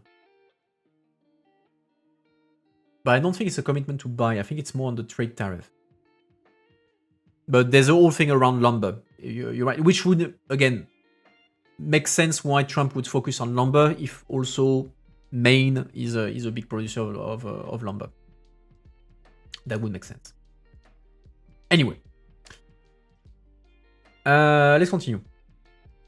So Pusder, I never know how to pronounce his name. Pusder, a former fast food executive nominated by Trump, started the role last September and made an early impression in Brussels, not a good one, with his plain speaking. Sorry. He told Politico in December that the EU should stop trying to be the world's regulator and get on instead with being one of its innovators. His latest remarks came amid mounting US frustration over the EU's slow pace in keeping its side of the bargain, under which it would scrap import duties on US industrial goods. The enabling legislation is now up for a plenary vote in the European Parliament on Thursday. If it passes, talks between EU lawmakers, governments and the Commission would then begin on finally implementing the tariff changes. So you will go into trilogue. We are anxious to get this through the process. We understood they had to go through a process, but it's been long enough. And hopefully, we'll get through it on Thursday and we can both move on to more economically beneficial endeavors, Pusder said. Trade lawmakers backed amendments at the committee stage to strengthen the EU's protection in case Washington doesn't respect its side of the deal. For instance, they introduced a suspension clause if Trump threatens the EU's territorial sovereignty, as he did earlier this year when he pushed to annex Greenland. MEPs also added another provision that foresees that the deal would expire in March 2028. So MEPs have said, okay, Commission, you gave us a basic thing. We want to put safeguard because we have the orange guy out there and we don't really trust him. So we want to put some things that if he does too much bullshit, well, the deal is cancelled. Those are the proposals of the MEPs. They will be up for negotiations with the Commission and the member states, etc. But Parliament was kind of quite keen on reinforcing the safeguards for the EU to avoid the EU finalizing the deal and then Trump going off ramp again, doing bullshit, and the EU not being able to renegate? I don't know, to cancel the agreement. Pusder declined to speculate on whether the deal could unravel altogether if the US president were to launch any renewed threats. I hate to prejudge where this is going to go, he said, which I find very funny. Like, I cannot judge what my president is what insanity my president is going to do, so, you know, we'll see. What everybody's been saying on both sides is a deal. We had a deal, hopefully we still have a deal. The ambassador stressed that there has been very good two-way communication between Trump's team of Trade Representative Jamieson Greer and Commerce Secretary Howard Lutnick and the European Commission, as well as with Bernd Lange, who chairs the European Parliament Trade Committee. I've also had a number of meetings with Bernd Lange and members of the Parliament on these issues, so the communication has been very good and very open throughout the process, Pusda said. So the Americans are pushing to finally have the deal approved, at least in Parliament. Next, you would have the negotiations in trilogue, so the Member State Commission and MEPs, and you would then negotiate the final version of that agreement. The main question being, will the safeguards introduced by the Parliament survive the process? Which we don't know, because member states might be afraid of triggering Trump, but politically it's hard to say no to a clause that would cancel the deal if for instance, Trump was to invade Greenland. Can Hungary do a veto about it, or anyone? I don't think so. Because it's on tariff, and tariff, I think it's majority. It's not unanimity. So I think there is no veto.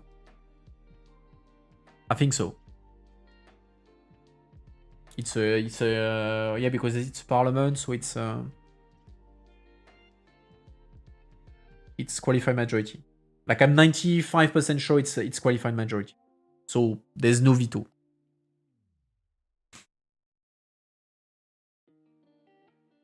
Well, to be fair, I don't see Orban put a veto on a text with Trump. Like, I would be more worried about France than about Hungary in this case.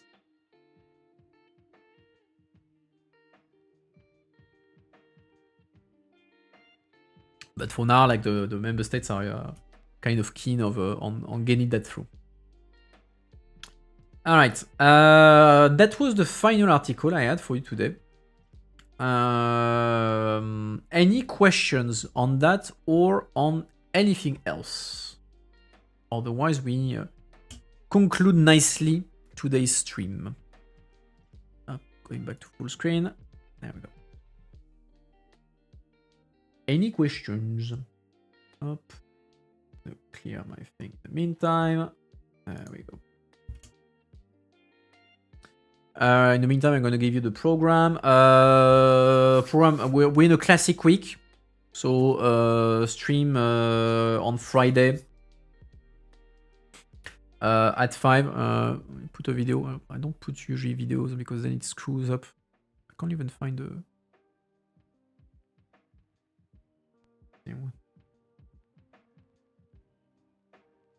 Ah, okay, yeah, I think I've seen that. Yeah, the billion thing, yeah, I've seen it. I'm not gonna put it because otherwise, since it's music, it might screw up things.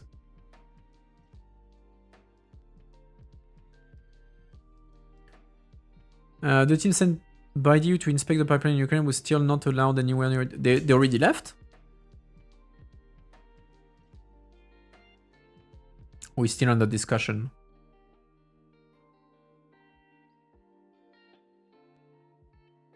And it's only the EU? Wasn't there a discussion like there would be also Hungarian and Slovak experts in the team?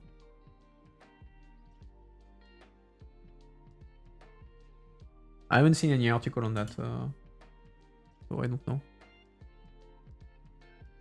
The Druzhba pipeline, so the pipeline that goes from Russia to Hungary and Hungary and Slovakia, and that goes through Ukraine.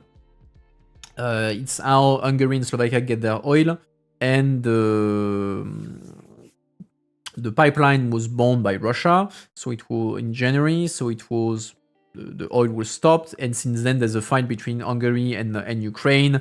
Hungary saying that Ukraine is artificially preventing the reparation or sabotage the thing themselves or whatever, so just to put pressure on Hungary.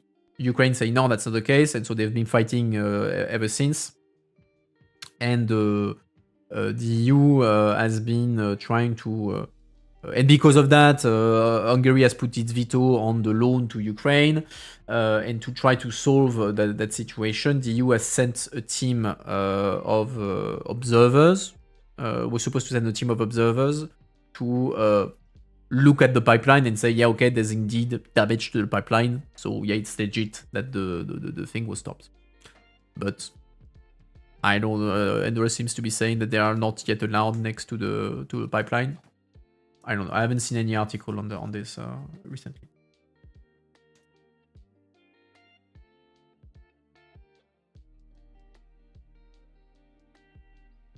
All right, so like I was saying, next stream Friday at 5 for the news review in French, as usual. I'm doing a news review since Discord was not enthusiastic about an FAQ. We'll do an FAQ later on. So classic French news review on Friday at 5. Next week, yeah, it's technically it's not a mug. It's an actual. Normally you put beer in that.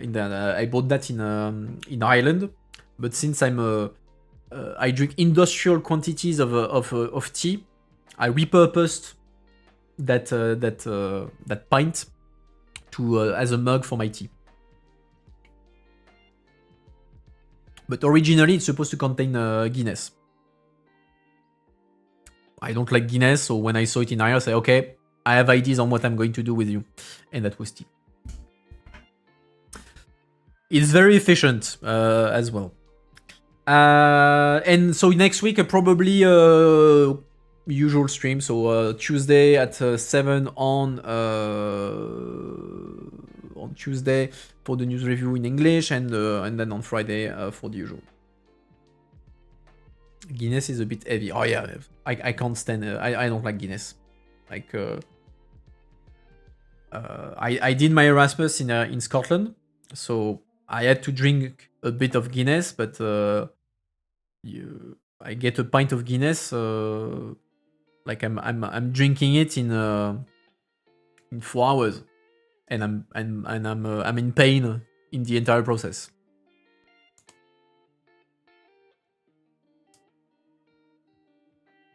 Can you give the Scottish accent? Oh. It's been a while since I've done a Scottish accent. Like it's not necessarily the accent that I know, it's the way they pronounce words. For instance, in English you say 3. In Scottish you say 3. Which is very confusing at the beginning when you're in a lecture and they say 3. You're like, why the fuck are they talking about trees to give numbers? It's there's things like they don't say often, they say often. What else? What other weird words or other pronunciation? It's only everything like it's on the O, the F, the T, like a very strong pronunciation. But then again, it depends on which part of Scotland you are. Because the accent is very different if you're in northern Scotland or southern Scotland, which actually was very good for me because it completely cured me of any how can I say nervousness about anxiety about speaking in English, because okay, story time. I do my Erasmus in Scotland, in Edinburgh. First day I arrive, so literally the first day I arrive, I go to my flat, I drop my stuff, and in the evening I go to a student party. Literally first night. So I'm at that party. I'm queuing at the bar to get a beer, and I'm start discussing with another guy in the queue, a Scottish guy, drunk of course. And I tell him, oh, okay, I'm French, I'm a bit anxious about my English and everything, blah, blah, blah. And he tells me, oh, you should not be worried. Like, don't worry about not understanding us. We don't understand each other. Like, so I'm from Southern Scotland. If I speak to a Scottish from Northern Scotland, we're not going to understand each other. So, don't worry about not understanding us. We don't understand each other. which made me much more comfortable in speaking English because I'm like, okay, if they don't understand each other, then I'm fine. Then I can't be worse than them. So it cured me kind of the anxiety of speaking English. And so like I truly learned English while during that Erasmus. And so it's funny because like when I came back, in the early years when I was in Parliament, some of my best friends were British. They were the British assistants. And so they always told me, when you speak, it's very confusing for us because depending on what you're saying, you will at one point you will have a French accent, then you will switch to a Scottish accent, then go to an Australian accent, etc. It says it's extremely confusing for us because you're just switching accent constantly. Why? Because when I was learning English, I was learning the words and I was mimicking the accent of the people I was learning it from. So when I was learning a word from a Scottish guy, I was mimicking the Scottish accent. When I was learning something from the Australian, I was mimicking the Australian accent. So that meant I had an accent a bit all over the place. I still have like a French baseline accent, but fortunately not as strong as the as most French people. But yes, when I speak, sometimes I will have like some specific words that I will say in a particular accent because I learned that word from a person of that nationality. But I would argue that the Scottish accent is not the worst. Like the Scottish accent, I can like Scottish accent from around Edinburgh, I understand. Northern Scotland, it's the toughest one. I will understand, but I have to concentrate. Irish accent, it's fine as long as I have as I see the person speaking. If I have the person like face to face, I can understand without too many difficulties. If I have them on the phone, it's much more difficult for me. But the worst, not the Irish. The worst accent, in my view, the Welsh. The Welsh accent, worst of the worst. Again, story time. I'm still in Erasmus, towards the end of the year. My best friend there was an American. And so we're studying for the exams, and at the end we say, okay, screw this, let's go out. And so we go to a pub. We're supposed to meet someone else. We get to the pub, and we're waiting to get to the bar to get our orders. And suddenly there's a guy drunk who comes talk to us, and he start talking, and I'm like, oh, I'm tired. I don't understand really what he says, and so I look at my American friend, say, okay, I'm tired, deal with him, you'll summarize what he wants afterwards. And so I focus on ordering our beers. And after a couple of minutes, I say, okay, well, what does he want? And my American friends look at me and say, I have no fucking clue. I'm like, what the fuck do you mean? He's British, you're American, you kind of speak the same language. And he's like, no, the guy is from Wales, he's Welsh, I don't understand a single thing he's saying. So I start listening to the guy, and I can't make it work. I don't understand a fucking word of what the guy is saying. And after a struggle, like, we understand that he basically wants us to give him £2. He said, yeah, give me £2, basically. We don't understand why, but there's the story, give me £2. And I'm like, okay, we invested too much time in this. Let's just give him £2 and see what happens. So we give him £2, and he starts ordering shots. And I'm like pissed off because we wasted 50 minutes of our life just to order shots. I was kind of pissed about that. And so the bartender gives us the shots. And it was English with the Welsh accent. So the guy gives us the shots.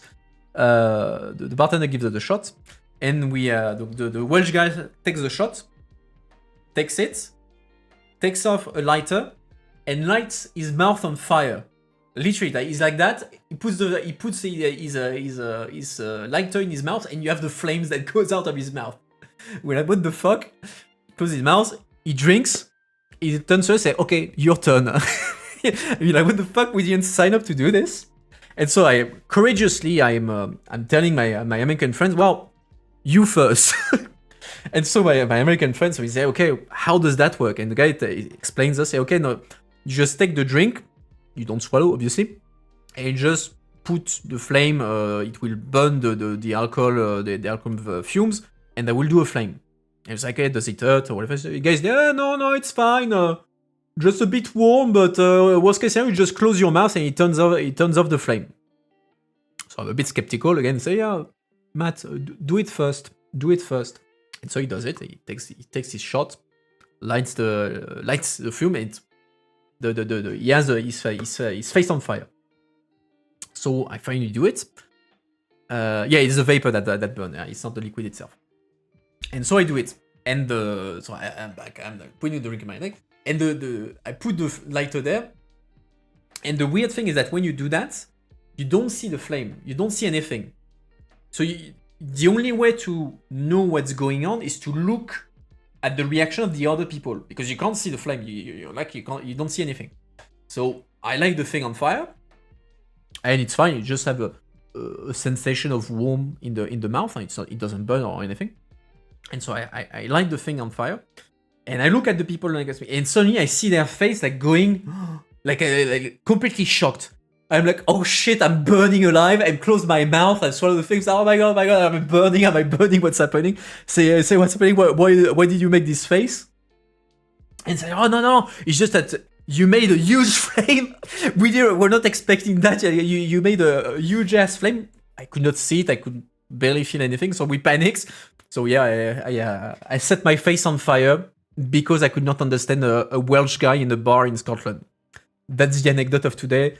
All that to tell you, the Welsh accent is the most difficult accent as far as I'm concerned.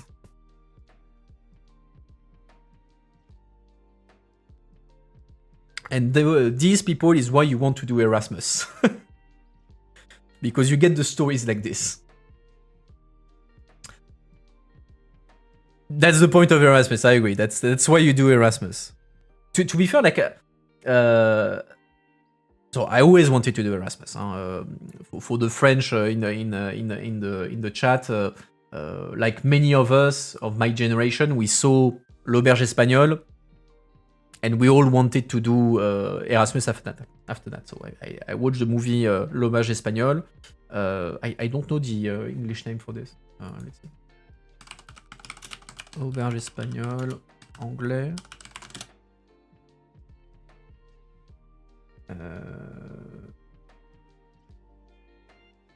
Which one is it? Is it the Spanish apartment? No, that's not that. No, Spanish guest house? I don't know. Let's see. Film. Voyons voir. Potluck. Yeah, so the English title of the movie is Potluck, or the Spanish apartment. It depends on, apparently of the country. So anyway, I have it I have the translation in there. There's one, it's the Spanish apartment. In another, it's Potluck. Well, doesn't matter. Excellent movie. Watch it. So yeah, I wanted to do Erasmus because of that. And why was I telling that anecdote? It started with L'Auberge Espagnole. Yeah, initially, when I applied to do Erasmus, so I was doing Law University, and you could choose the place you wanted to apply. So I applied to the UK because my parents wanted me to apply to the UK because you have to speak English, machin. But actually, I wanted to go to the Czech Republic. There was also a university in Czech Republic, and I wanted actually to go to the Czech Republic university because the reputation was that it was easy in terms of studies, and it was a huge party the entire year. So I said, yeah, okay, I'm going to apply to the British university. I'm never going to get it, and actually, I'm going to go to the Czech Republic and party hard for an entire year. In the end, against all odds, I got accepted in Scotland. So I did my Erasmus in Scotland. I probably did not party as much as I would have if I had been in the Czech Republic, but no regrets. I definitely learned English there, and still tons of good stories. And Scotland is great, so do visit it if you have the opportunity. Anyway, that was the story time for today. I don't have anything else on my side. I did a conclusion. I did the program for the rest of the week. Yeah. As usual. So I hope that you liked. Thanks for the new followers today. Follow me on my social media, Twitter, Discord, and all the good things. You know how it works. If you have a Prime that is lying around, do toss a coin to your streamer. That's always appreciated. And on this note, I wish you all a good evening. And I will see you either on Friday in French for the news review at 5 or next week for further adventures. I was thinking, what about your breath with the booze? you just holding your breath, so that's not an issue. Anyway, that's for another story time. Have a good one, guys. See you next time. See you.